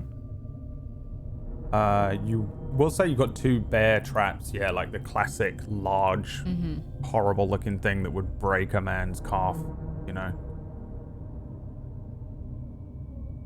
The rest are smaller things that would catch rabbits and stuff, and probably wouldn't serve you much use here, or like the materials that would allow for you to create a small thing to catch smaller mammals. Okay, so we have 2 then, right? 2 total? 2 total. Okay. Yeah, so in the 10-foot section, like right in the middle of that section, I'll just put 1 in each spot, like left and right, so they have to walk across it. It is a cave, so there's not really the option for you to like dig these or cover them in anything like leaves that wouldn't make it stand out. Is there anything you're doing to attempt to disguise them? Is the plan to distract them that they run through? Well, not yet, but I have a Merlin. Okay. And then are you doing anything with the oil? So I'm gonna set the 2 hunting traps first, and then also scatter the caltrops like down this whole area, and then douse the whole area in oil. Okay. If there's a map that I can see, I could be more specific, but just based on describing it, it's gonna be the 2 traps in the narrowest part of the tunnel, and then the caltrops just kind of scattered up that whole area. Yeah, I don't know if we need a map really, because this is. I mean, what I want is 4 survival checks from you. Okay. 4 survival checks. If I could figure out where my character sheet went. There it is. Unless you have some sort of proficiency in setting up traps. Like a kobold. I don't think I have any particular proficiency for traps. I would assume that basic stuff like pouring caltrops on the ground could maybe be covered under military experience, because it's literally opening a bag and scattering it. It's like dumping a bag of marbles on the ground, so I would assume it's not that hard. But the hunting trap, no, I'm probably figuring that out for the first time. All right. Survival 1, 2, 3, 4. Okay. So that is an 11 and a 10, and then a 4, and then a 3. So I went traps, Yeah. and then caltrops, and then oil. Oil. What goes wrong with the oil? What goes wrong with that? How do I mess up pouring oil on the ground? How do you mess up pouring oil? I get a bunch of it on my foot. All right. Get a bunch of it on your foot. Sure. So, you set up these 2 bear traps. Seem to be set up correctly. There are caltrops everywhere. That's not hard to do. Pouring the oil, you get a bunch of it over your own foot. Probably curse under your breath, and then step away. And there's no attempt to disguise this in any way. It would be really difficult, to be fair. There's not really anything to do, but as it sits right now, there's a sort of a Y junction that comes into this 10 foot where there are 2 bear traps and caltrops everywhere, and they're glistening. There's definitely an attempt to disguise it. I'll turn to both Merlin and Fix actually, and say, you can both make false images, yeah? Can you make all of this crap look like a normal floor? Well, you see, my skills are limited, you know. I can just make minor illusions, so I mean, I could imitate the guy's, you know, his voice, sure, but that's as far as I can go. As Merlin dithers, I'll just create an illusion upon, I think you get 15-foot cube of stone floor, just looking very normal. Okay. Is this a silent image? Silent image. Okay. Do you have the spell slots for this? Yeah, you do. Because you're a warlock. And then Merlin is doing nothing. Minor You're going to do a minor illusion. Yeah. And that is going to be of the voice. Yes. Well, if Fix is not... Yeah, I don't know if her silent image is able to cover all of this area, but if there's like a part of it that isn't covered, Merlin can like fill in the... He can do the same thing, just on a smaller scale with that spell, right? They can both make an image of a floor. It's just that hers is much larger because of the spell. I think the thing that stands out massively is the bear traps. And Fix is recreating the floor over the area as if it looks clear in about 15-foot cube, which means there's about 15 feet of floor and then some caltrops and maybe some oil. I would say that it looks pretty good with that alone. The bear traps stick out like a sore thumb. The caltrops and the oil. This is a dark cave. You know, it is pitch black in here. You can't see anything. So it's quite hard to make out the caltrops among the little rocks and stuff. This is a natural looking cave. There's dust and rocks and rubble and stuff. So I think the silent image is enough. When you Merlin say wants the hunter, to use it for the thing, for the when you say the traps stick out like a sore thumb, I assume you meant they did before the illusion, but now they're covered. Now it just looks like a cave floor, like it did before.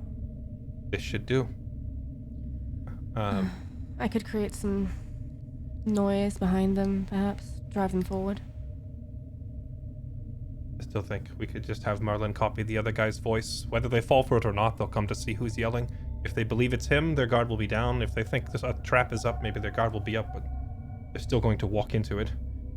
Fire, can you clear this? If you were to jump across it, I feel sending you in there as bait might be a bad idea, because this is quite a jump. I could just stand on this side. Encourage them if they come this way. I don't think it's worth the risk of you running if you step on one of these spike things and you'll lose your balance almost immediately if you get impaled in the foot. It's probably not worth the risk. Well, Merlin can do the voice, right, Merlin? That's right. That's spot on impression, I'm sure. Okay, then I guess everybody out of sight as best as possible, and then just give the signal. And then as soon as the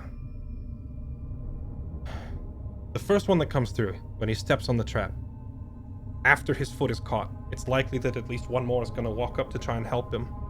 So wait until there's at least 3, maybe more, however many we can get in the trap, and then Merlin, you're just going to have to use your best judgment, all right, when to set it off. I'm going to be busy trying to keep them back, and you two just stay out of sight. Every mage I've ever worked with, they get exhausted after they do too much magic. Merlin, how much have you got left in you? Well, it's just a minor illusion, so this won't take the wind out of me. Right. What if we need more fog cover? Are you able to do that still? Yeah. I got you covered. Okay. If there's too many of them and they stack up, can you do that wall of fire thing again? All right. And if I get overrun, if we're losing, use fog cover and get everyone out of here.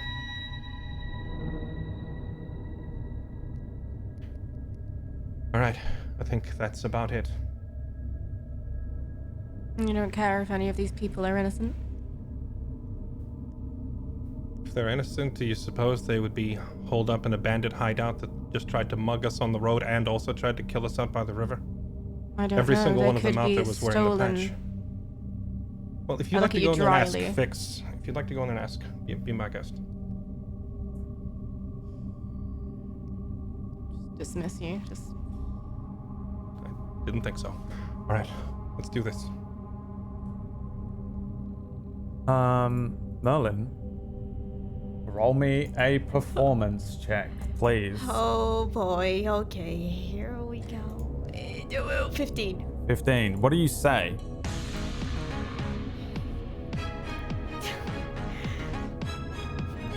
Hey, ladies! I'm gonna need an extra hand out here, getting this thing off the cart. It comes out like, hey laddies, I'm gonna need an extra hand out here. I got this off the car. There's a beat, a moment, nothing. And then you guys hear a voice shout back at you. Say, what? What are you saying? Is that you, Helen?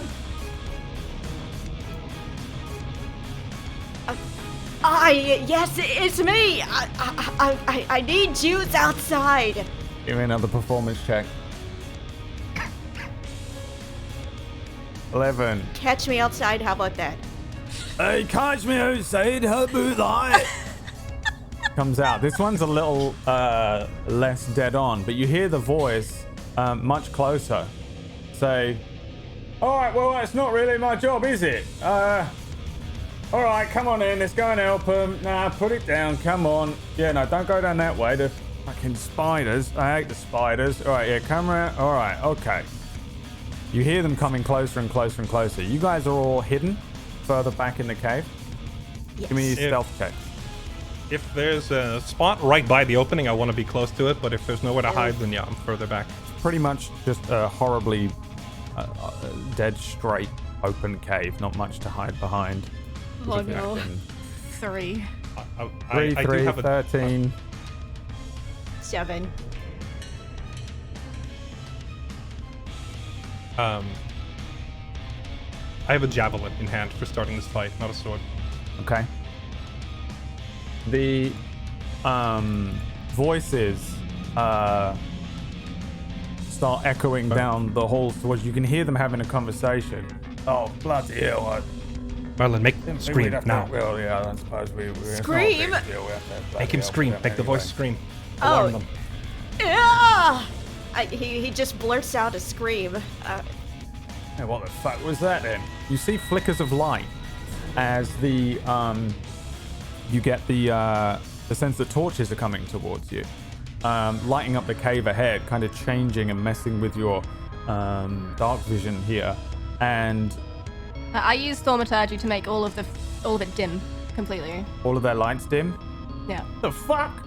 Then I'm gonna roll a dexterity saving throw for the first bandit that comes around the corner and steps on a caltrop. And I think he has to get under a 15, is that right? Yeah, I believe it's a 15, yeah. A 12. You see somebody come around the corner and his light dims all of a sudden as Fix flicks their hand.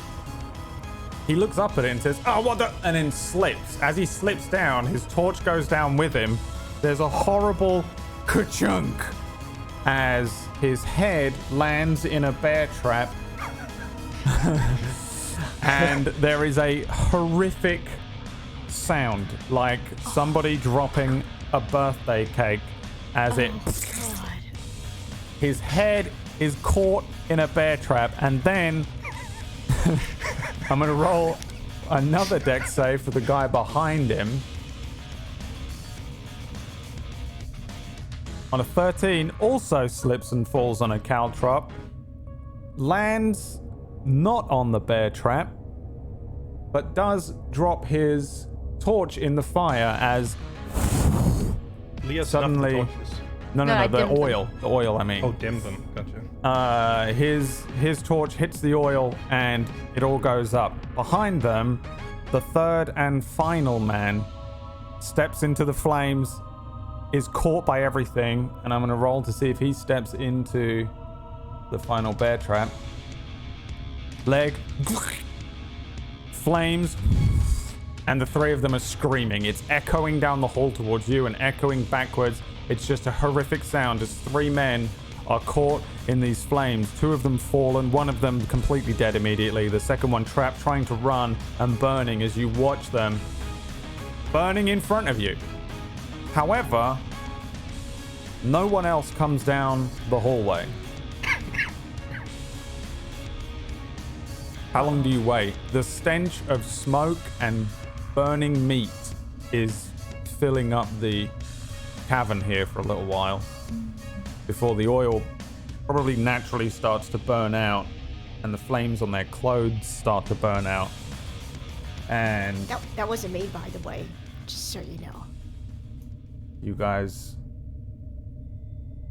are left with three very charred bodies, the oil burning out, the bear traps still by all means usable, but one of them with a human head in it, the second one with the kind of remains of a human leg, and the man who was trying to crawl away from it kind of all burned up, and then the third man just in amongst all of this. Three burnt bodies, not the 12 you were expecting, but three humans. These were with their torches. As the light dims, you also, you lose the color of the cavern as you had it, even though there wasn't much to it. Grey, brown walls, replaced with nothing but greys of dark vision. Right, 3 down. I'm Do you going want to... those? I'll just point to the traps. I might reset them and keep them here, but if there was only 3 in this first room, the rest must be further in. I'll just Also- lean down and begin cleaning the mess off the traps. Not really bothered by it, just shaking them out. I'll just say, mind your step on that. And I'm like, the caltrops, if you move at half movement speed, you can cross them without having to make the... Oh, yeah, you guys can avoid these traps. You know Yeah. they're there. It's fine. Yeah, so I'm gonna slowly walk through the caltrops so I don't impale my feet, and just kind of look down the hallway on the other side and give it a listen to see if anybody else is approaching. Give me a perception check. 19. Apparently I'm only good at perception today. Yeah, it's a shame this wasn't the episode where you were trying to find invisible bandits on the road. You hear this chittering and movement of legs which are bigger than they should be, but not the sounds of any other bandits or anything like that. If they're here, they're further in. These guys came from the left Right. as well, just so that you're fully clear. Okay. Alright. They've gotta be deeper in. I've got an idea. And if you have a better one, feel free to speak up. But for now, this trap we've created, we clear half of it. So that if we have to run, we can run by the open half. And I can turn around and stand and hold the gap.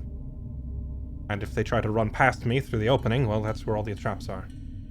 And then we scout ahead and we plan our next move after we figure out where these guys are.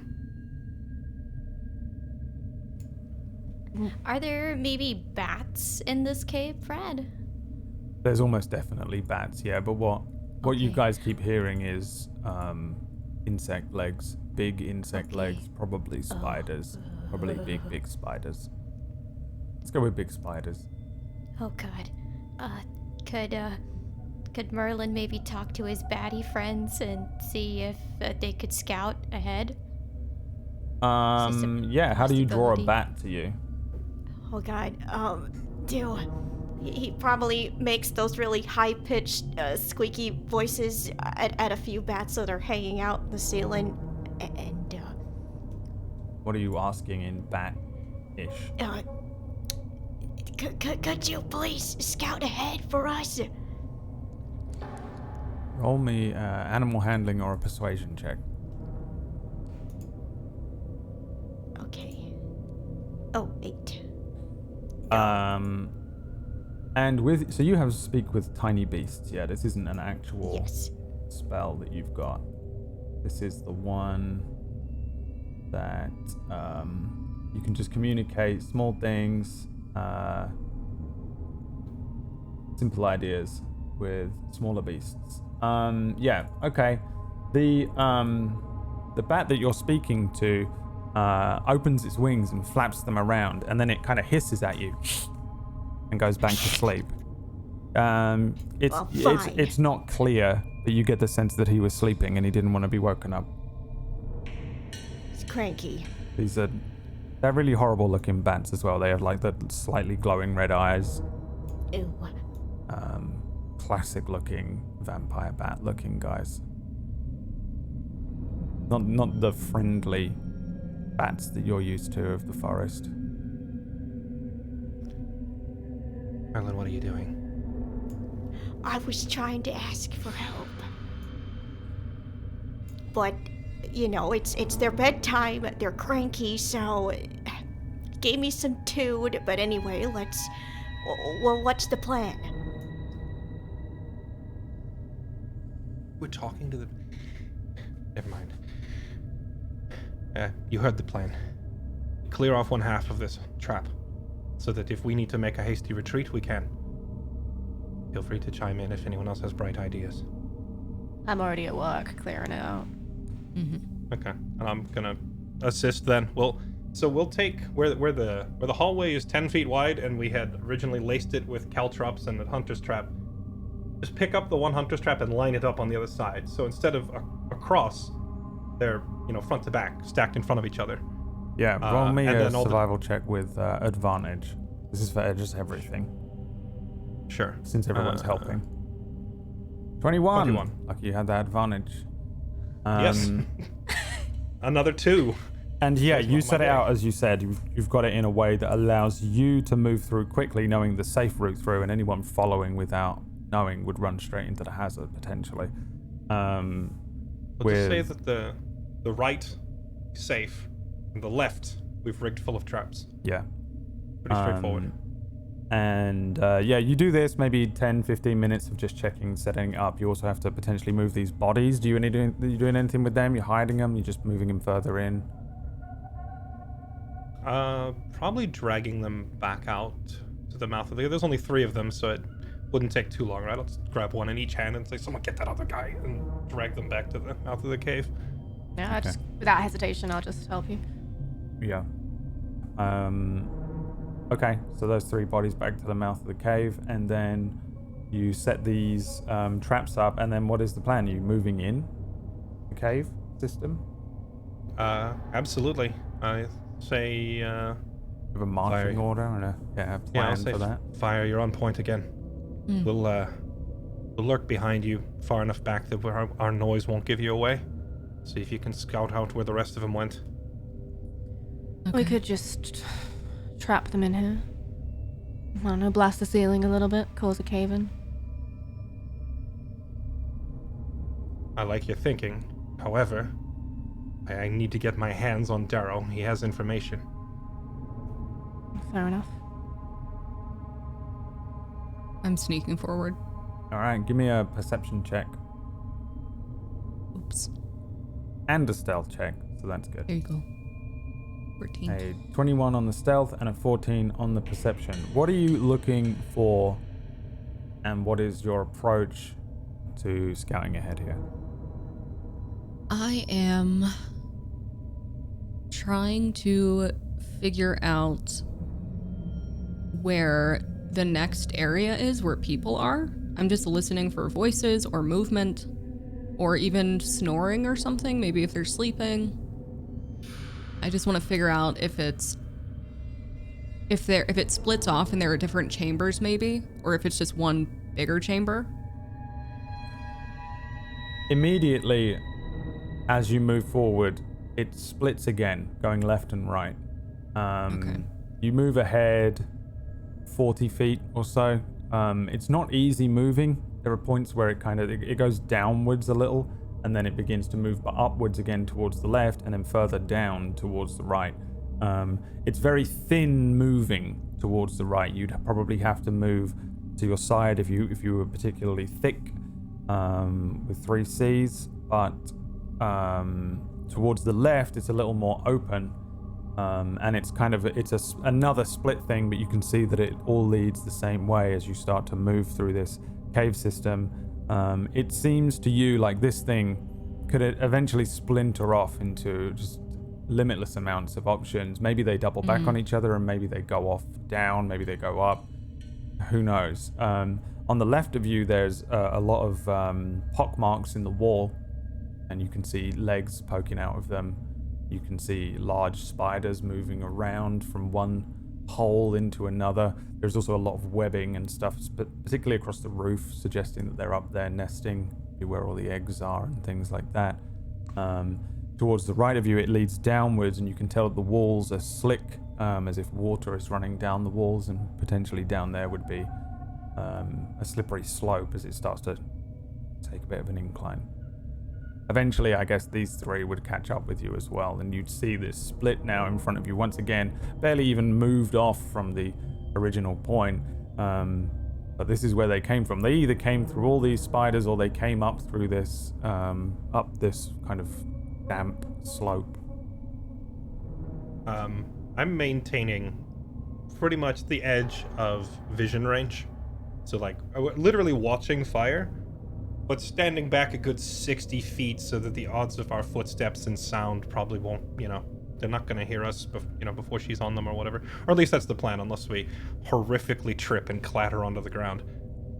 So whichever way she went, I'm following. I'm also going to turn to both Arlen and Fix and say, can either of you speak without speaking?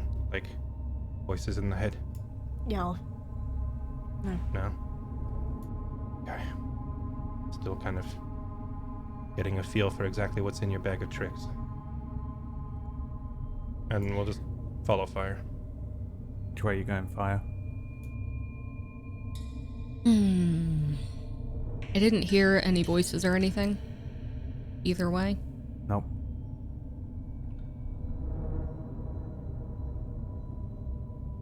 I think I will...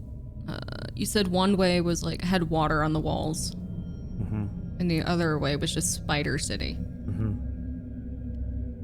Ew. I will unfortunately choose Spider route. Because I don't want to go... Because you're now a Forgotten Realms drow, and they like Yes. spiders. Okay, That's so exactly yeah, it. to your left is a much more open route. There's spiders that are moving in and out of the holes on the walls. These things are big. They are, they're like the size of maybe like a dinner plate.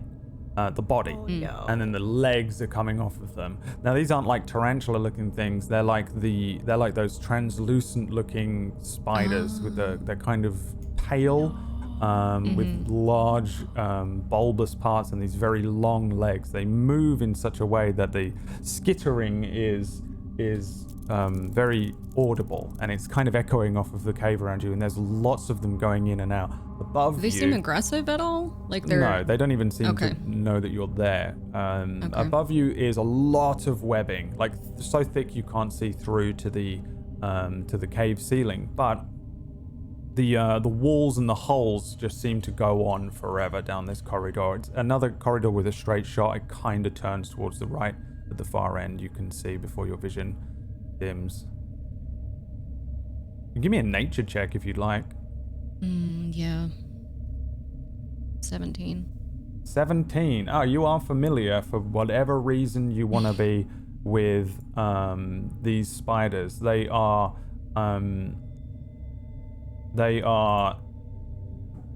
simply known to you as giant cave spiders, but they should be much bigger than this.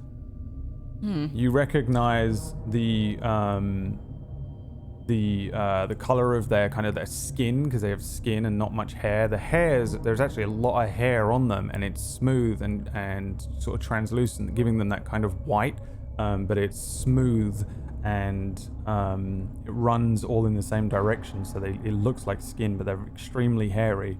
And these are the babies. Mm-hmm. And there are lots of them, but they're very harmless. The parents are not. Okay.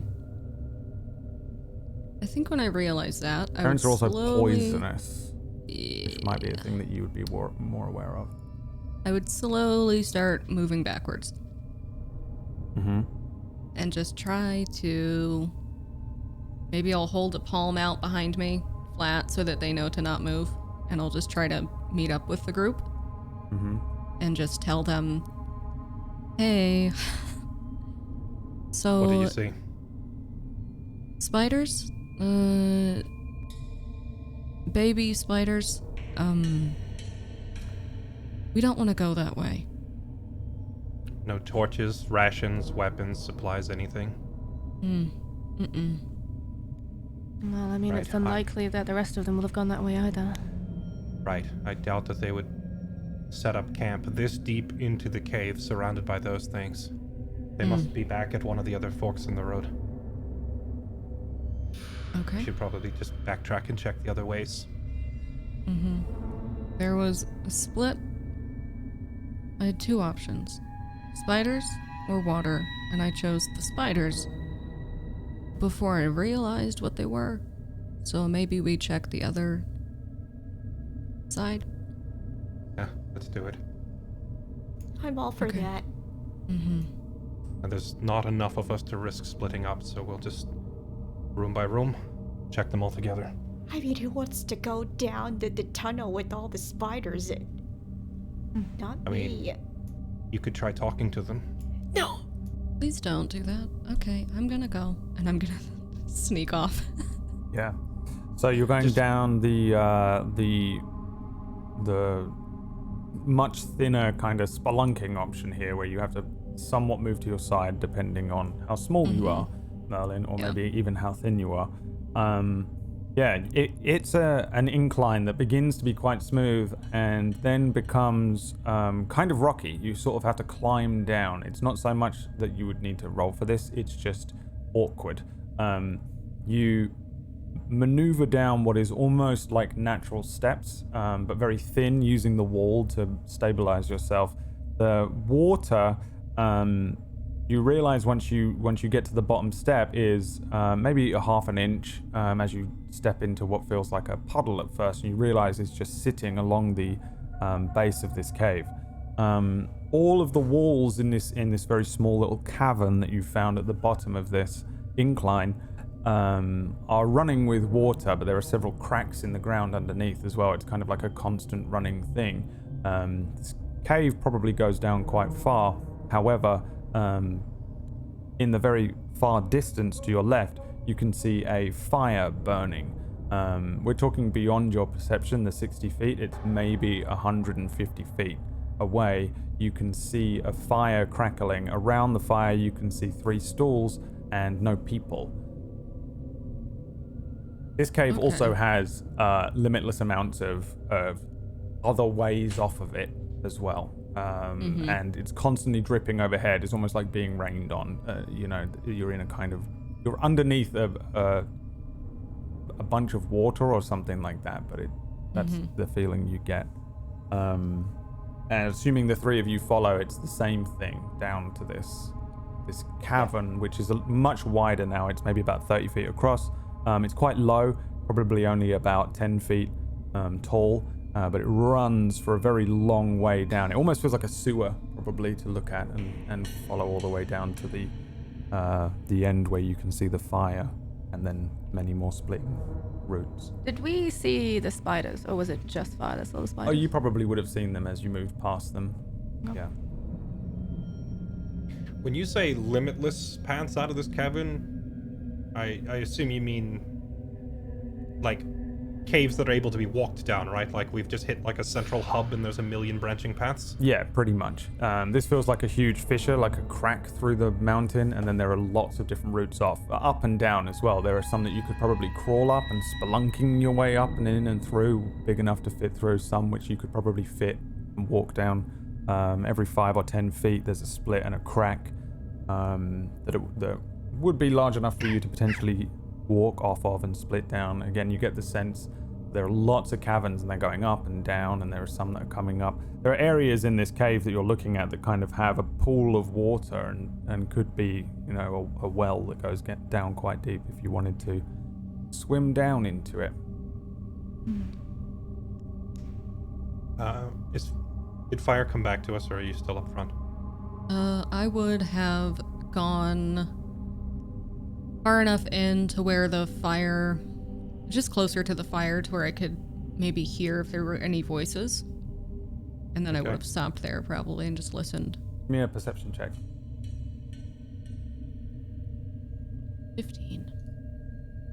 15. Once you get to where the fire is burning or close enough, you keep edging forward and forward and forward.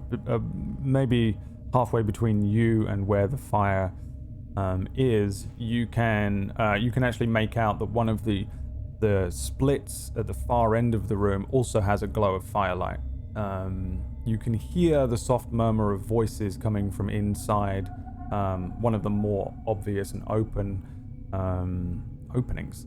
One that leads up a little bit. You can see that there's a flicker of firelight. It's obvious that this would be where the rest of them would be. The three that were set out here, the 3 humans, were the ones that probably came running down. Whoever's left would probably be up in this one singular cavern. It doesn't seem to you like there's anyone else down in this part, though. You can hear some voices kind of speaking softly, and it does sound like they're speaking quietly as well.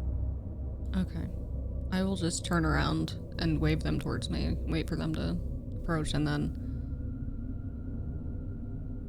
point that way towards the fire and just say, I hear speaking. They're talking quietly. You can all hear it too. How many can we hear? Distinct voices? You'd probably, it probably only sounds like 2 people are talking. This is kind of a worst case scenario. Area's wide open. They have numbers advantage. And no area that we can hold. We don't want to fight them in here unless we can take them all out quietly, but that's not exactly my strong suit. We either need to lure them out of here or bluff our way in. If we fight here, we probably die. I was thinking I could perhaps send a spider in. An illusion of a spider, and see if they react to it. What happens if they touch your spider? I mean, I wouldn't get it close enough for them to touch it. But if they did touch it, they would see that it's an illusion. Right, well, I guess they wouldn't really have a reason to go mess with it because there's a dozen other in here. Can you, like, see through your spider's eyes or something? No, it's just an illusion. Oh.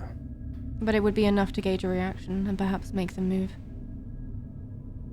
It's worth a shot.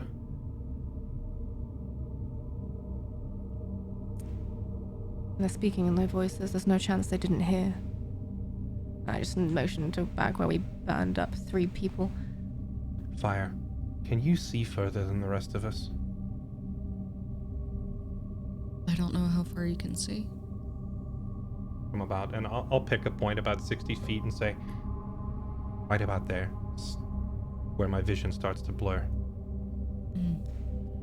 Me too.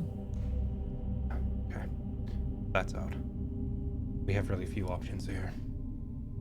I guess try the spider then. It's worth a shot.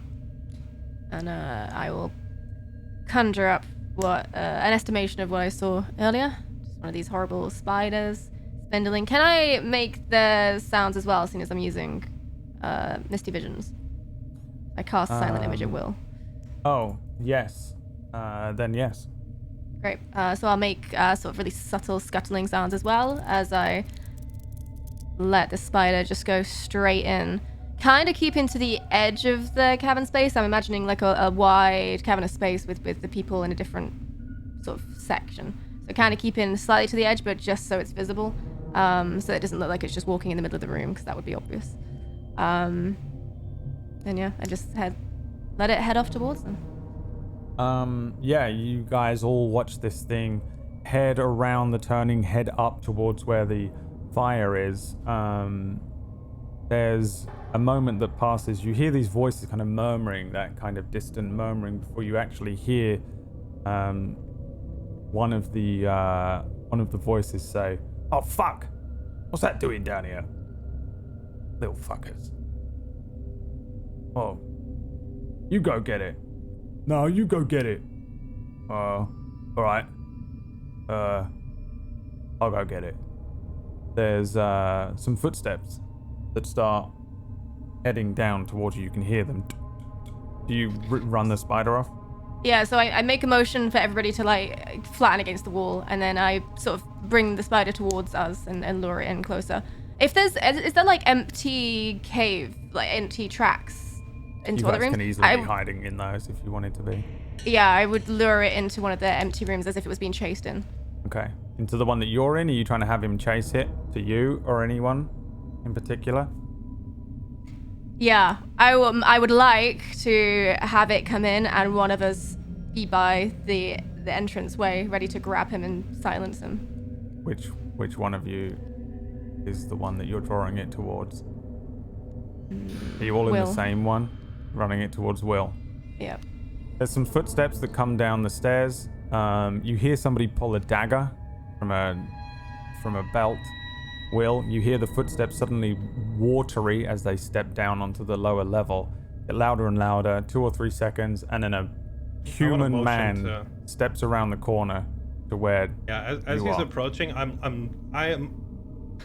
have like a split second. I want to look at Fire. Does she have a clean shot? Like, Does Fire have a clean shot? Is she in a spot where she could shoot at the entrance here? Because she can do this way quieter than I can. Yeah, you tell me, Fire. I imagine I probably ducked back into like a little outlet, little to hide. So I'm not sure if I would. Are you on the opposite side to them, or would you be on the same side as them? I would be on the opposite side. And then I'm gonna say you got a clean shot if you want it. Okay. Then in that case, yeah, you'll see me go like this, like, or yeah, webcam. You're gonna see me going like this, and pointing at him. You want to take a shot at him? Mm-hmm. All right, give me an attack roll. When I see her making that, whether it hits or misses at the same time, I'm gonna go to grab the guy as he gets shot. Yeah, you give me an athletics check. Sure. Do I get advantage? Because 12 is enough to hit, Brilliant. but 23 is also enough to hit. And also give me the Oh. damage with sneak attack. Yeah, how do you kill this guy? Just he grabs him and then arrows. just right where his skull meets his spine, so Yeah. he just paralyzed limp. Yeah, Will, there's like you feel a little cut as the arrow comes through this guy, and you're grabbing him, and you feel the arrow prod into your neck. Not in any way that you would take any damage, but this guy falls limp in your arms and he's dead. You lower him slowly to the ground. Dead silent kill. As I'm dropping to the ground, and I'll just pull him into the tunnel with the rest of us, or with the other two that have ducked back in there. Oi! You get it? Comes echoing down the... I create another illusion, this time 2 spiders. Can I do that? Can I do 2 spiders? Is that fair? Yes, you Yeah. 2 spiders this time. One crawls out, looks exactly the same as the other one, just kind of creeps around the corner and disappears, and then a bigger one behind it comes in and follows the same path towards where they were. Oh, bloody hell. Wait, don't tell me. Oi! Are you, Alright, boys, wake up! We might have a problem. There's some scuffling noises. Yeah, get up! Wake him up and all. We'll wake up for what? I don't know, but... Oi! I think that the spiders are down here. The spiders? Yeah, you can deal with it, right? Oh yeah, that's just the thing. It's just that we sent Barrow down, but Barrow's not come back. What do you mean you sent Barrow down and Barrow's not come back? Did you say Barrow or go Darrow? after him. I'm frantically looking at the body now. Why don't you See go who's and, Darrow. Definitely not Darrow. Okay. You can hear a commotion up the top as men start moving around. Uh-oh. I'm just looking at Will, like, You wanted them. Here they are. what now? I didn't want all of them. Merlin. How wide is the thing we're hiding in right now? These ones down here are probably not that wide. You probably only have like two of you in each. You're separated by about 20 foot, so we'll say that probably Merlin and Fire are on one side of you, and you guys are on the other side. 2 of you can fit in it. You could squeeze and maybe move further down, but then you would be in a position where you're unable to really move. This is spelunking down here outside of the big cave. Okay. I'll tell Merlin. Oh, Go ahead. you can go ahead. Oh. We're at an intersection. I will drop the mountain on top of you if one of you doesn't. I'm kidding. Okay. Are the guys that are coming forward now? Are they close enough to that campfire that we can clearly see them, or are they like still in the dark somewhere? So if you the campfire is at the foot of what is sort of like a natural curving slope that goes up into a cavern that you can't see into. So you don't see any of them yet. You can only hear them moving around ahead of you and up a little, almost as if they're in a little chamber ahead of you. You can hear them very clearly. They don't seem to be very far in. Okay. Can I estimate how many I'm hearing? Yeah, give me an intelligence check of some sort. Give me an investigation check. Ah, yes, the Paladin special investigation. Here we go. 8, but don't forget to add my 0 modifier to With it. your 0 modifier, it's got to be more than 4, but you can't work out what. At first, it only sounds like a couple of voices, but it sounds like a lot more people are moving around. You can hear swords being drawn, maybe people clasping armor. Can we go? Is the way back clear? Can we get back that way? You could, yeah. You'd have to do some pretty good stealth checks because of the water. Stepping through the water, depending on what you want to do, but you could easily move backwards, yeah. That water area, you said we had to like crouch through it, like it's very tight spaced, right? To get back up, yeah. You'd have to go single file at least. I think that's probably the best move. If I'm just looking at Fix and then I'm looking back the way we came in and then just that way. And I'll start moving back towards the entrance. Yeah. Give me stealth checks, anyone who's moving. Oh god. I'll say I'm stealthing, but not really. I fully anticipate getting caught here. It's more about I want to be closer to the escape route. Mm-hmm.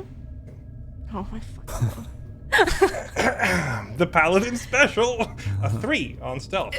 Alright, Fix and Fire move without barely making a sound. Merlin makes some pretty clear water stepping Splish, sounds, splash. but it maybe could have been muffled under the drips and the drops of the water coming in from above. But how does Will completely butcher this stealth portion? What is there for me to step on? Lots of water and rocks and holes in the ground. Yeah, I step on an uneven piece of rock and there's a loud clank, just jingling armor and chainmail, and then kind of like realizing how much sound I just made, I'll be like, hey, is this the right spot? I will make a sound from the room we were just in, where the guy disappeared into. Just like a cracking, like someone falling over in mail, basically trying to deflect the sound away. You're making it like in the in the room where we were in, where we killed the guy. Okay, yeah. there is a double splash and then a clank, and then you hear a voice go, Barra! Is that you, Barra? I think he's injured. Alright, let's think of a... Right, you go first. I ain't going first, you go first. I ain't going fucking first, you go fucking first. I'm in charge here. Who put you in charge? No one put you in charge. Where's Helen? I don't know. Right, well, Burrow said I'm in charge, so... No, he didn't. Burrow would never put you in charge. Why wouldn't he put me in charge? I'll knock you out, mate. And then they just start bickering. No one comes down. You guys are all stood at the end, and they bicker for like that long until eventually they say, alright, I reckon he's alright. We should just wait here. Yeah, our orders is to wait here. Do we get a more accurate idea how... First of all, I'm going to look at Fix and be like, I can't believe that worked. and then, do we have a more accurate idea how many of them there are now that we can hear them kind of yelling? There were two main voices that seemed to be arguing over leadership. You heard a few more muffled voices. Give me another investigation check. You can have advantage if since you're all trying to work it out. If I poke my head around the corner, could I see them? Oh, if you want to go all the way up and poke your head around the corner, you could definitely see them, but it would require some rolls to not be seen yourself. Mm-hmm. You're pretty That is confident a that nat there's 6 voices that you heard. 6 clear voices. Unless anyone's being completely silent up there, you would guess no more than 6 people. Okay. Can I make out Darrow's voice? Because I've heard him speak many times. I would know what he sounds like. Yeah, there's nobody up there with Darrow's voice or his accent. Okay. At least 6. The guy up front wasn't lying. Might be more behind them though. I could try and take out the 2 who are bickering. Fire. We could. Marlon, could you call out to them with his voice? Oh, I think I've got dwarf. I think I've got an idea here. Well, I can yeah, draw right. I can just draw all of them onto me in one of those narrow little tunnels over there in such a way that there's no chance of them seeing or hearing the rest of you. That, or we could lure them all to the real Spidey boys. Ambush them with the spiders. But this might not go well for us though, cause if we make them mad, well, they'll probably come for us too. And Will wants to talk to his friend. I only need one of them alive, and he'll stick out like a sore thumb. He's a twig of a man. A weasel and a coward, but he's a good shot with a bow. Just be mindful. Point him out if you see him so I don't take his head off. And we could just simply try. Easy. If you see a man who's so cowardly and so grimy that it's physically dripping off of him, that's him. We could try the easy way and just scare them into handing him over. How many men have they lost back there? It's true, we've cut down quite a few. If we are going to bait them back, as Merlin suggests, I'd say rather than spiders, we lure them back to the trap that we set up before. The caltrops and such should still be there. What Yeah, makes you rather think not- they would even follow? They've got no reason to come back. I mean, if they were to spot us and it turns into a fight, they would... If they don't know that all of their friends are dead, they probably think they have, a tremendous amount of backup, and they would chase. You say maybe just go loud and run out and wait for them to follow. If we walk up there and a Goliath walks around the corner and we're clearly outmatched, we can run back to the traps. But based on how the fight outside went, these guys are not as strong as the ones we fought at the river. I don't think it'll be too difficult. Well, let's not underestimate them either. I mean, who knows what tricks they've got up their sleeves. I'm concerned True that the that. more time we spend here, the more time we're giving for a potential ambush in the entrance. All right. We'll lure out the bickerers, as you suggest. Try to kill them, and then order the others to stand down. Okay. All right. I'm gonna take a single copper coin out of my wallet or whatever, and I'm just gonna I'm gonna toss it over to where... Actually, not the same one where we already killed the one guy. I'll just pick a different tunnel, but like across the room. So they're gonna have to walk quite a ways over to it. And as I'm getting ready to toss it, I'll just look at the coin and go, incandesce. And it casts light on it. So the coin starts glowing like a 10-foot radius right as I throw it away from me. Okay.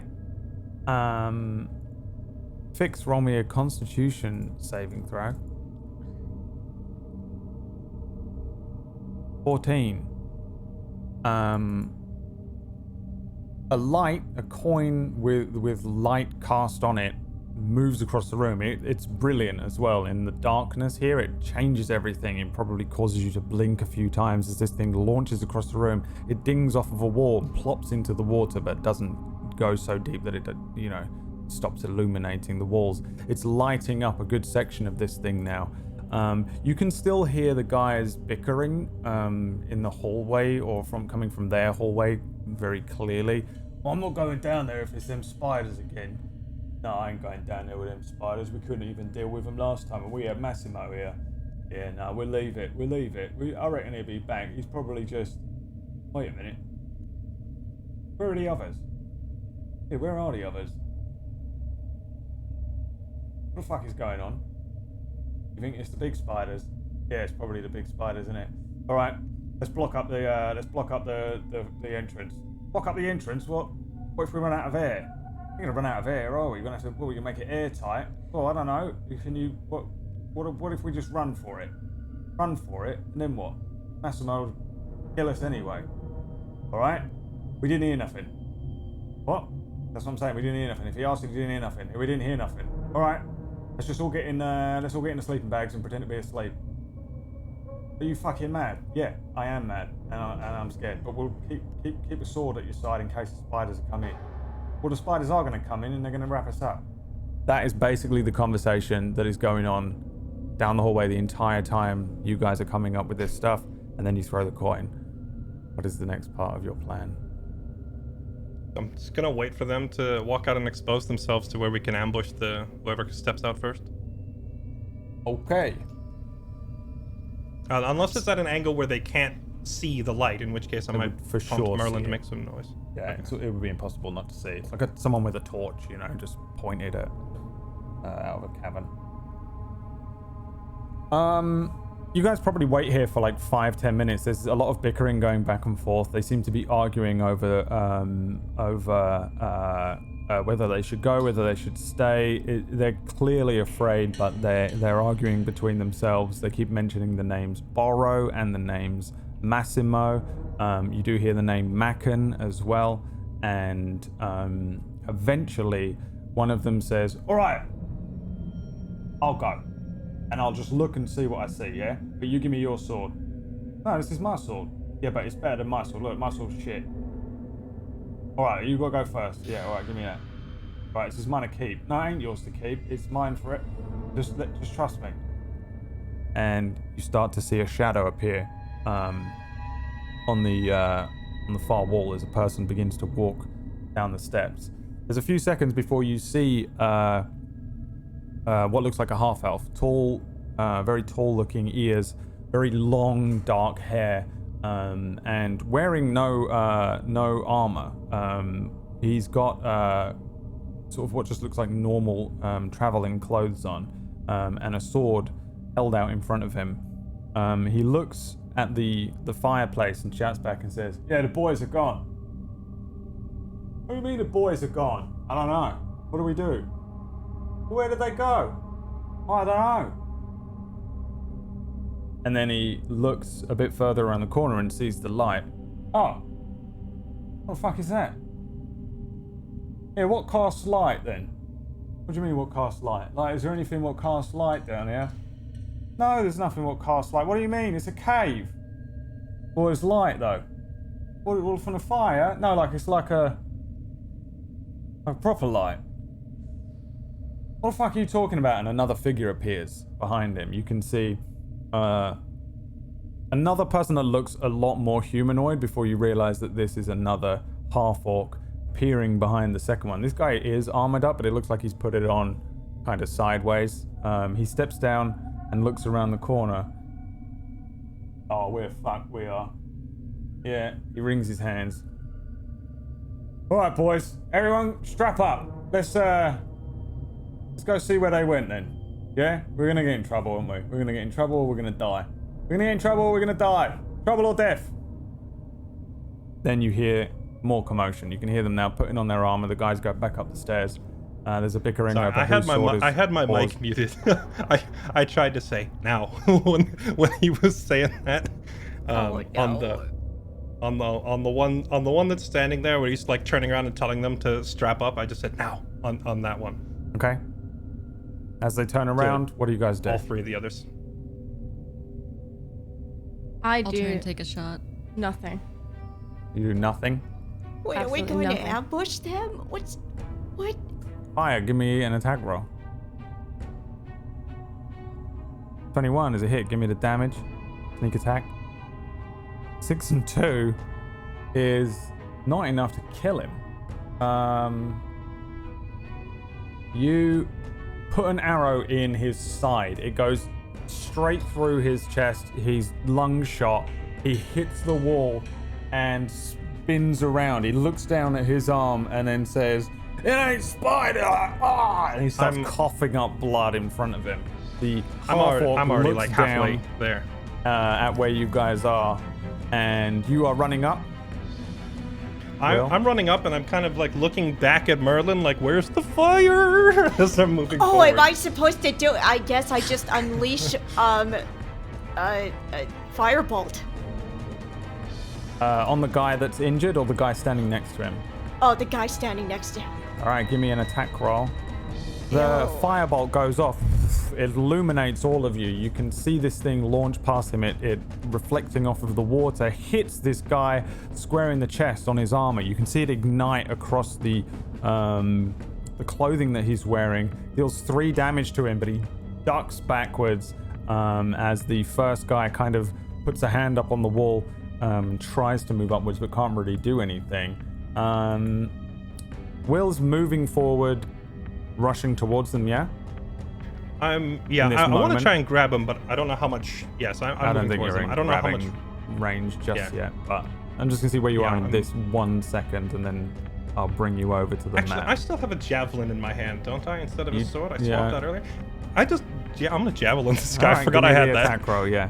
And Fix, you're Yeah, standing add still? this. Are you moving? I am stumbling around the corner very slowly after everybody. Okay. A 24. Yeah, give me the damage. And that 4. is Yeah, 4. this. How do you kill this one? Pin him against the wall?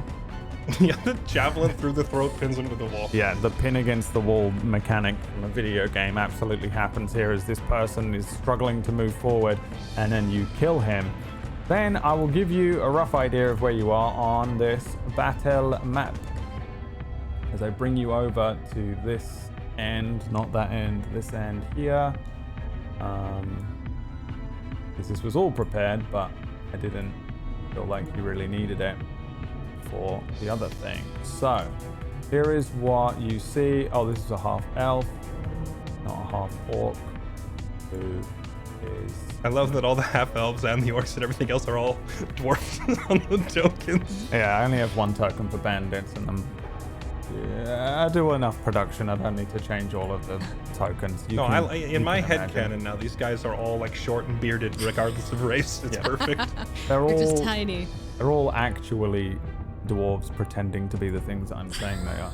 All right, roll me some initiatives, please. As I stumbled around the corner, I would try and take a shot at the half-elf bandit. You will if I can. try. Give me a Constitution saving throw as you walk Fuck. into this room. Do we notice yet that anything's wrong with her? Probably. She's stumbling. It's an 18 con save. 18, yes. You can do the things you want to do.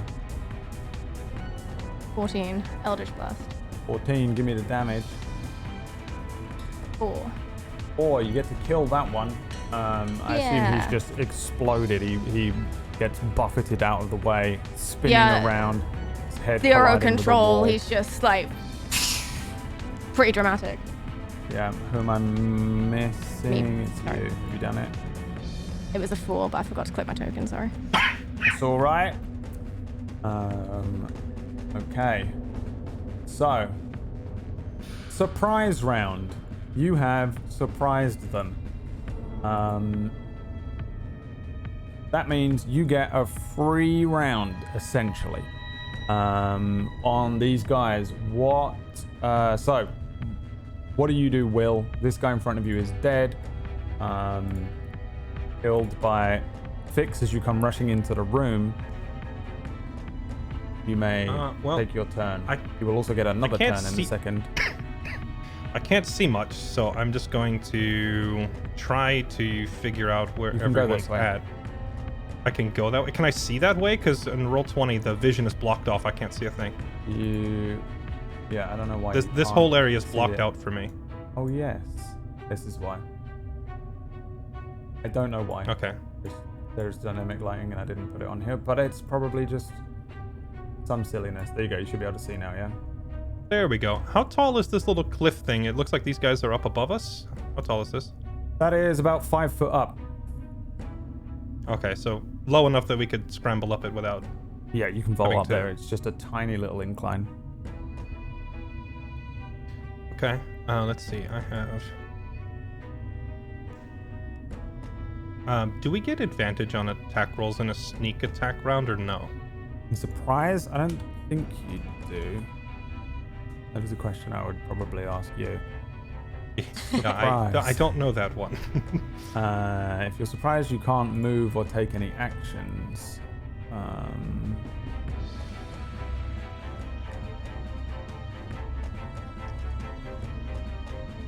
Or any reactions. Well, in that case... I don't think you get any advantage. Okay, that's fine. I'm going to withdraw my second javelin, move here to this corner. Wait, hold on. Let me measure that so I don't move too far. Because the movement here is going to be like it's very close. Right here. Yeah, that spot there. I'll move right here and chuck my other javelin at this guy that is in range. Okay. Give me the attack roll. That is a 23. I found my dice. That is a hit. Yeah. A 23. Six damage. Yeah, he's still alive, but he is very hurt. As a javelin launches forward, this dwarf, barely scrambling to even understand what's happening to to his two fellow bandit comrades, brings a scimitar out, and then a javelin gores him through the center of his stomach. Is that the end of your turn? You will get another one before they do. Yes, that is the end of my turn there. All right, fire. Okay, I'm going to run and get behind the corpse of the half-elf here. Yep. And take a shot at this boy. And is that sneak attack or no? It is not. Okay, so just 13 is a hit though. Ooh. 10. 10 puts it through his eye. This thing catches him in the eye, and this dwarf barely gets his scimitar up before he's falling backwards, and you have very easily taken his life. You moving anywhere else? Doing anything else? Again, you'll have another turn before they get a go. So. Yeah, I'll just try to kind of hide behind this corpse, and that's it. All right, Merlin running in on all fours. Yes. Oh my god, I was just about to say he's running on all fours. He's next to Will, and he's going to cast Firebolt on the one next to the dead dwarf. This one? Yes. All right, 23 is a hit. 4. 4 damage. Yep, this firebolt launches out towards the human bandit up there, who takes 4 damage. His clothing kind of igniting. Again, all of these guys are just wide-eyed. This is all happening in slow-mo for them as you set him ablaze. He's still alive, though. You can still do something else if you want. I'm gonna stand my ground here and brace. All right, Fix, what do you want to do? How far can I go? I stumble in, not looking great. Like, I'm clutching my arm, pretty intensely distracted. But I try and flick an Eldritch Blast at the one in the back just to try and finish him off. All right. Got line of sight. Give me a Constitution saving throw. Beat this. 15, you can do it. 23 is a hit. 12 kills him. He is launched to the back wall there, probably killed from the impact of the wall. He lands next to what looks like a body bag of some sort, a kind of wrapped corpse in a sleeping bag, and then tied up. And brings us back around to you, Will. Sure, I am going to scramble up onto the ledge here with these guys as close as I can get. Two dwarves left behind. They're starting to get their legs under them, but you're still rushing into this room, the four of you. Right. I'm out of javelins, so no more ranged attacks. Instead, I'm gonna draw the sword right here in front of these guys and just kind of point it at them, and say, you can answer some questions and live, or you can die with everyone else in this cave. Give me an intimidation check. You have to beat 19. 16 and 19. They shaking their hands, drop their weapons, both of them. Ching, ching. They kind of land on the ground and they hold their hands up. All right, listen. I don't know who you are, but I don't think you know who you're messing with. I've got a pretty good idea, and I'm gonna walk towards this one above the other guy. And I'm gonna grab him and start barking questions at him and assume that the other three are gonna deal with the guy south of me. Yeah, I Darryl. immediately go to the other guy. I'm growling at him, and I've got Hey, what the fuck is a that? hand that's on fire.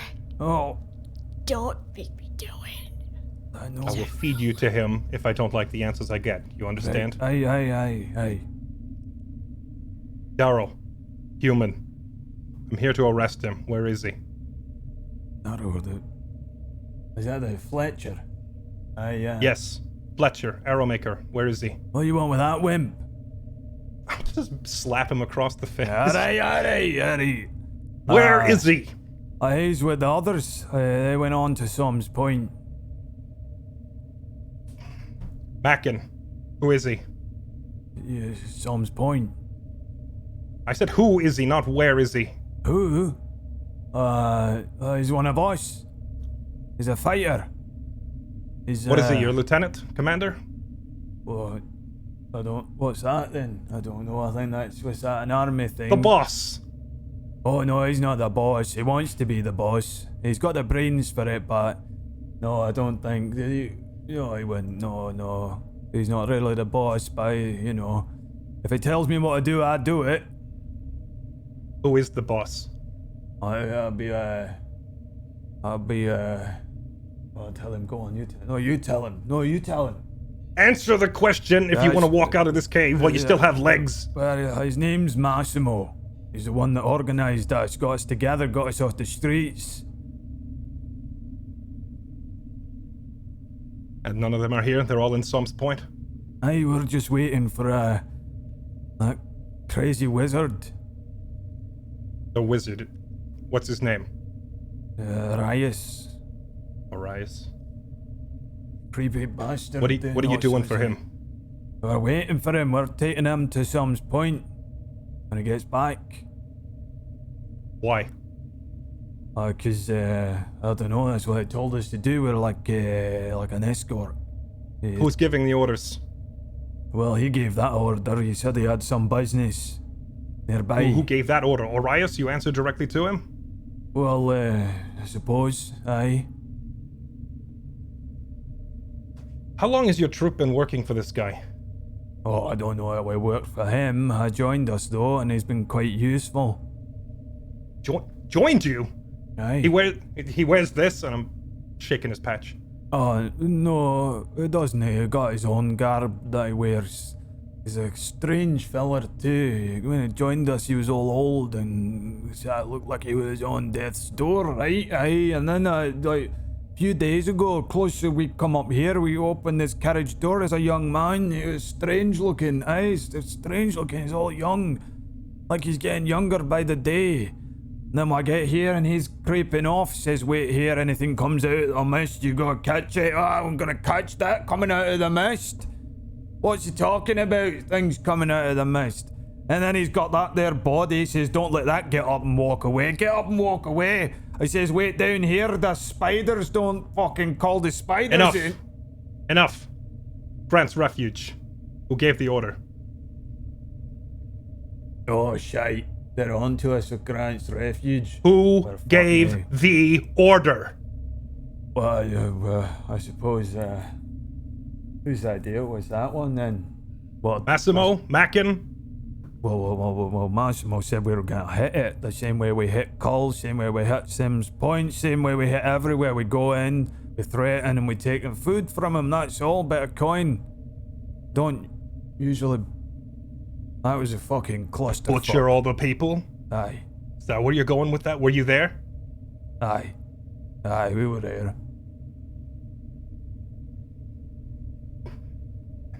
Oh.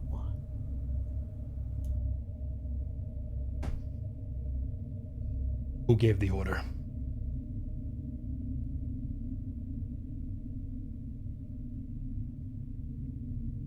Who gave that order? The wizard was the wizard. He said that he needed kids. So they took the kids Well, that's the thing. and No, killed the parents? there were no kids. It was a bust. He didn't take no one.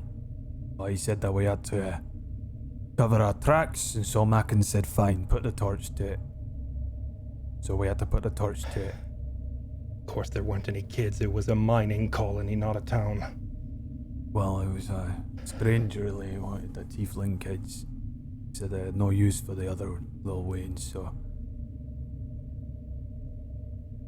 How did you get in? I don't know. Somebody let us in, opened the. Somebody let you in. Aye. Probably a feral Darrow. He's the only one that survived. Everyone else, they're dead.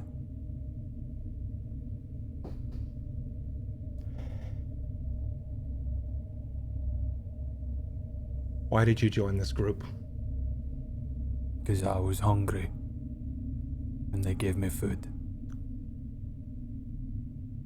How many people did you kill at Grant's Refuge?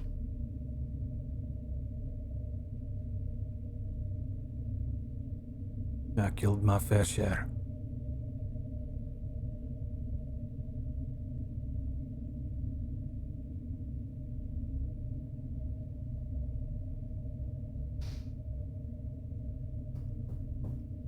One of you lot killed my teacher.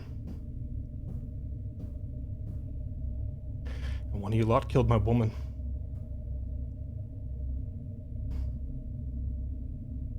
You were in my shoes.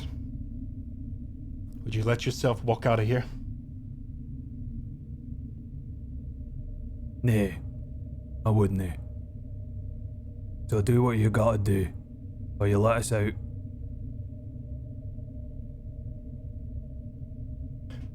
Unsheath the sword and take his head off. And the second one? I walk Oh, up to God, him and yeah. say, Yeah, he's all yours.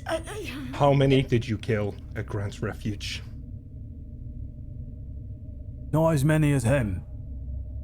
How many? Don't know, but there's blood on my hands too, but I won't kill no one else. If you don't want me to, I'll go my own way. I'll walk out, and I'll settle down. Let's slash his head off.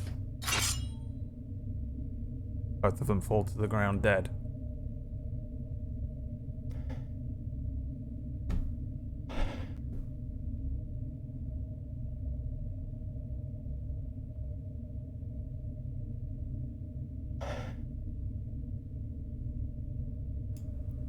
I don't even want to know what's in the bag. And I am usually a very curious cat, but... And you see that Merlin is pointing to the bag that's all tied up next to the victim that Fix obliterated. There are a couple of oddities in this room. There are some boxes, there are some bags, there are sleeping bags, there is a fire that's sat with some chairs. There's one body bag that's wrapped in rope. However, along the rope there are lots of little markings, as if somebody has written in ink or burnt little runes into the rope. It's a very strange looking thing that you can tell there's a strange pattern running around this rope, and it seems to be very tightly bound around what looks like a human body in there. It definitely looks like a body bag that's been kind of pulled together from one of these sleeping bags, similar looking thing. However, there's also another chest just to the left of you, Will, where you take these guys out, and Fix that chest is glowing to you in this room. For the rest of you, it looks like a box. It's got an iron padlock on it. It's covered in soot and ash. There are scratch markings on it, kind of old dried blood on one side of it. But to everyone else in the room, it would just look like that. However, for you, Fix, there is a glow to the edges of it, as if you're looking at this thing and the edges are slightly on fire, running around this thing.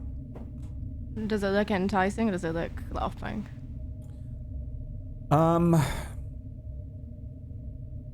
It doesn't look enticing. I wouldn't say it's charming you in or anything like that.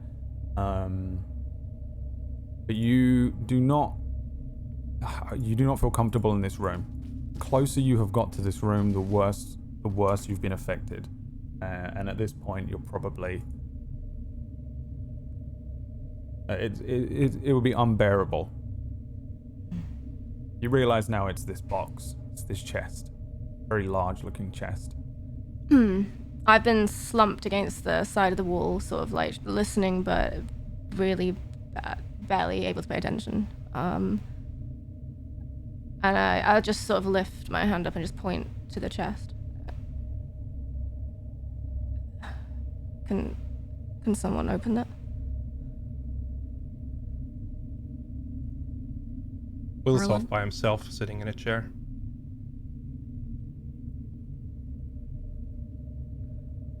Marlon, You want me to open it? no, can you come here and just Oh, keep Fix company? yeah. And I'll head over to it and try to open it. Don't use your hands. It just looks like a normal chest. It's covered in soot and ash. There are scratch markings on it, but they don't look like they're in any sort of language. It just looks like it's scratched, maybe by an animal, but all over it randomly. But there's just a huge amount of ash and soot around it and on it. But it's locked with a pretty thick-looking iron padlock, pretty standard-looking chest other than that. I'll just look back at Fix. Don't use my hands. I don't want you to get hurt. What if I use my dagger? Yeah. Okay. And I'll try that. I'll try to, use my dagger to kind of get in there and maybe hit it with something to bust the lock off. Trying to not touch it. Give me a sleight of hand check. 10. It's not good. You're just kind of messing with it. It's too thick for you to just do with the dagger. If you have some thieves' tools, you're pretty sure you could open this lock. It doesn't look special to you. You can probably break it off if you had a big sword, like if you borrowed Will's sword maybe, or picked up one of the axes the dwarves had. You might be able to have a better chance of breaking the thing off, but the dagger just doesn't seem to be cutting it. And Will is off sitting. Is he like facing away from us? I'm guessing Will looks like his entire life. Just was lost in thought, Yeah. Yeah, staring okay. at his feet. I'll just look over and say, "Hey, Will, I could use your help." Yeah. Right. Back to work. I'll stand up and walk over to the box. And I'll also stagger over to just stand Fix, are you as far away okay? as I can whilst watching it. I don't know. Is it this box? Uh, Because if I open it, I think so. if I open it, it might get worse. Maybe you should stand back. It's up to you. I need to know Uh-oh. what's inside. All right, just be careful, and I'll just pry the lock off. It takes a moment, but it's completely doable with a much larger weapon. The thing creaks under your strength, and then eventually there's a break. It breaks more on the wood side of things, the lock breaking off with the wood, this kind of old chest. You open it up. For everyone here, there's a rush of air that buffets you as soon as he breaks the lock, and it pushes the lid open. Boom, hits the back of the wall. But for you, Fix, give me a Constitution saving throw. It's not a rush of air. You see a plume of flame, almost like a backdraft, as he opens this thing. At 20, you're good. You're good. You're not good. No negative effects. Will, you look inside. As you open this thing, there's that buffet of air, but things seem to be normal inside, although it's not a pleasant sight. Inside is a body. It's a tiefling. Burned, but not beyond recognition. The hair is mostly gone. It seems as if they were maybe badly beaten before their death. Their clothing is torn and burned as well, and they're clutching at what looks like a necklace in their hands. They've been dead for a couple of days, max, at first glance. As soon as I see what it is, I'm just gonna turn and look at Fix and then start closing it and say, Oh. I think it is exactly what you're looking for. Or who? Do I feel any better since opening it? Not at all. I'll walk over to the chest.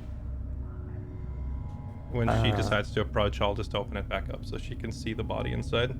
Fix, you recognize this person as Carmen.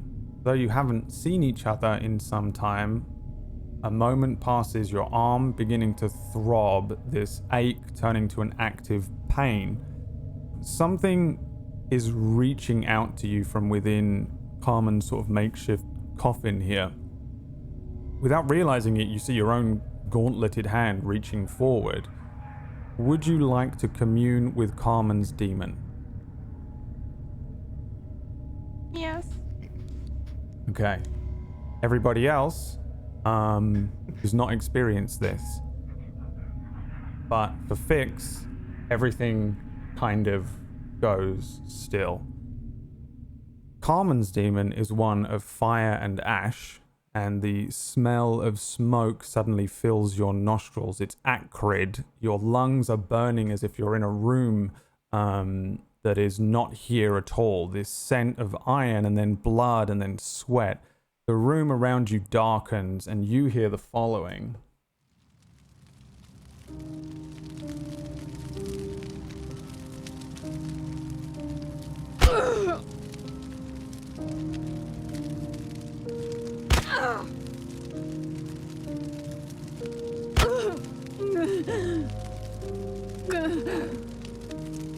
I've always thought of myself as a father to you. To all of you. If If you think it is the responsibility of the parent to hold your hand through every step of your life, then you're sadly mistaken. I was expedient. I gave you power and purpose. Children blame their parents for their every fault, but the purpose of a parent is not to make you perfect. That is your responsibility. The purpose of a parent is simply to give you the means and the reason, power and the purpose. You are welcome, my child. I am afraid this is the end of my parentage to you. But you can still be of some use to me.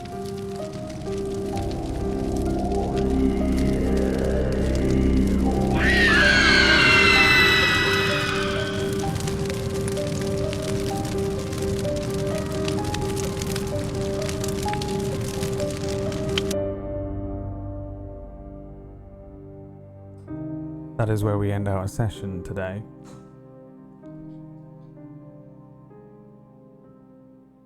Thank you so much for tuning in, everybody. Thank you so much, players, for playing. Put on some slightly chipper music for you. And we will pick up from here next week. Lots of questions, I'm sure, and lots to digest and think about. We'll do a quick round of shout outs here. These guys can get out of here and digest it themselves. And if you have more questions and things and stuff, then Bri will be hosting Mistlight After Dusk tomorrow night at 6 Eastern. 6 Eastern, yep. And it's always a good time because it's theory crafting like crazy. And I'm going to guess there's going to be a lot of them. There was so much stuff going on in the background of this episode that it was wild. There's still a lot of stuff to do. And we went over, I said that this would be a slightly extended episode. So this is how far we get. Let's do a quick round of shout outs with you all. And see where people can find you in the week and what you're doing and what's going on and how you felt about today's episode. Let's start with Will, who had his own huge sets of revelations today.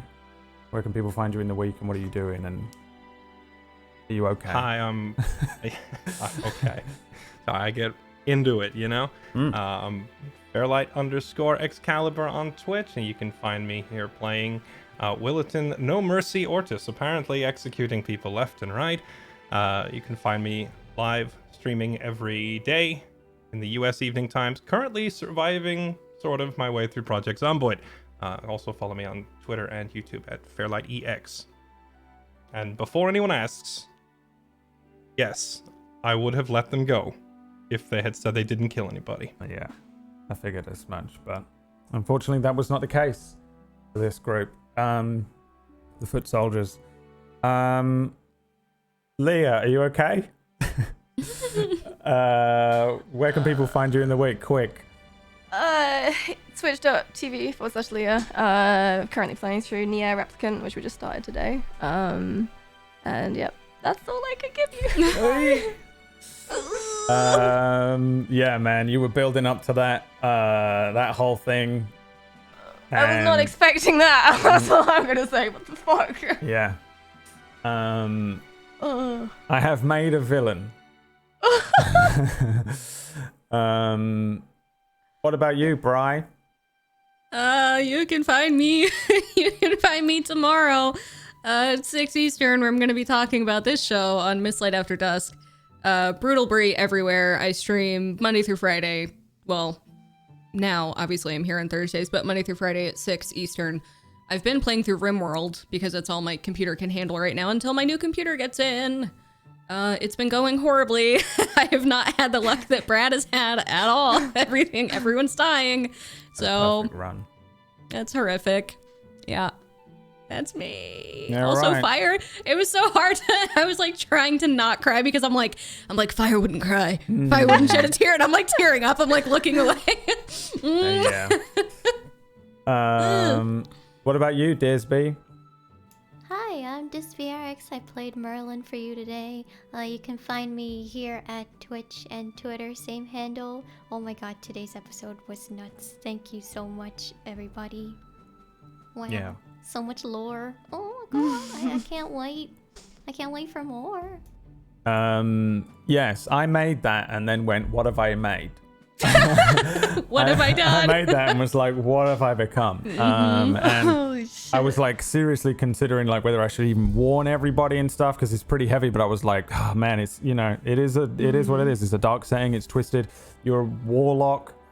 I always make a promise that warlocks need to be haunted, you know. They always get away with just like borrowing power and just being like, yeah. And I'm like, no, warlocks need to be messed up really. Yeah, I also knew that, well, I didn't know how Will was going to approach this whole thing, but I knew that this is going to be pretty rough on Will as well. And then Fire and Merlin are along for the ride at the moment. I feel so bad. Along for the ride at the moment, but you know, we'll see how that goes for them. Yeah, it was pretty heavy, so I hope everybody's all right. Obviously, this is the villain. This is a villain, really. There's quite a few, realistically, in this setting because it's a difficult place to live. But I made that and was like, that is something. So It was good though. It was good. It was good. Yeah, thanks for playing, and we'll be back next week with another episode. You can find out what's going on. You guys have to come in on that as well next week. It's always the worst when you have to get We to that walk point in. and then you Yeah. have a whole week to sort of ground yourself and then come back into it. But you know, we literally You can put play in it again at the like beginning. If There's you no eight want. way I hours. can work myself back into the state on command. I know, next man. week, Brad. It's rough. Like I know that feeling on your side of things as a player because PB would do it to us every single week. But also, Yeah. you know, we can't play. We would be here all night. I think if we tried to digest that now. So, yes, we will come back in at that point. Reminder to everybody that we have a Discord channel where you can theorycraft. There is also an amazing piece of fan art, but I couldn't grab it because there was too many plates to spin for this one today. And I only saw it during the show. But there is some really cool fan art in the fan art section, which I'll show next week. And there is a Mistlight channel where you can go in there. Please spoiler tag anything that might be a huge spoiler from today. You can do that. Well, you can figure it out. And you can theorycraft and you can talk in there, and a lot of people discuss throughout the week on that Discord. It's super active. It's super cool to watch how into it people get. And yeah, if you wanted to discuss this more with people, there is a whole community on Discord, and also Briar's show tomorrow night on her channel. All of the links to everything are in the description, including the giveaway, tablestory.tv/Mistlight/giveaway, and we're giving away a copy of the Candlekeep Mysteries. You've got all week to sign up for it, and it's free. Everything is free. Go and figure out how to enter, and if you win, we'll announce it at the end of next week's episode. So you have literally until next week's episode to get that going, unless you're watching this on a VOD in 5 years from now. You've got And one then week. too bad. And too bad. All right. Thank you so much for watching, everybody. I need to go and lay down. I think everyone does. Thanks again for watching, and we will be back next week. Peace.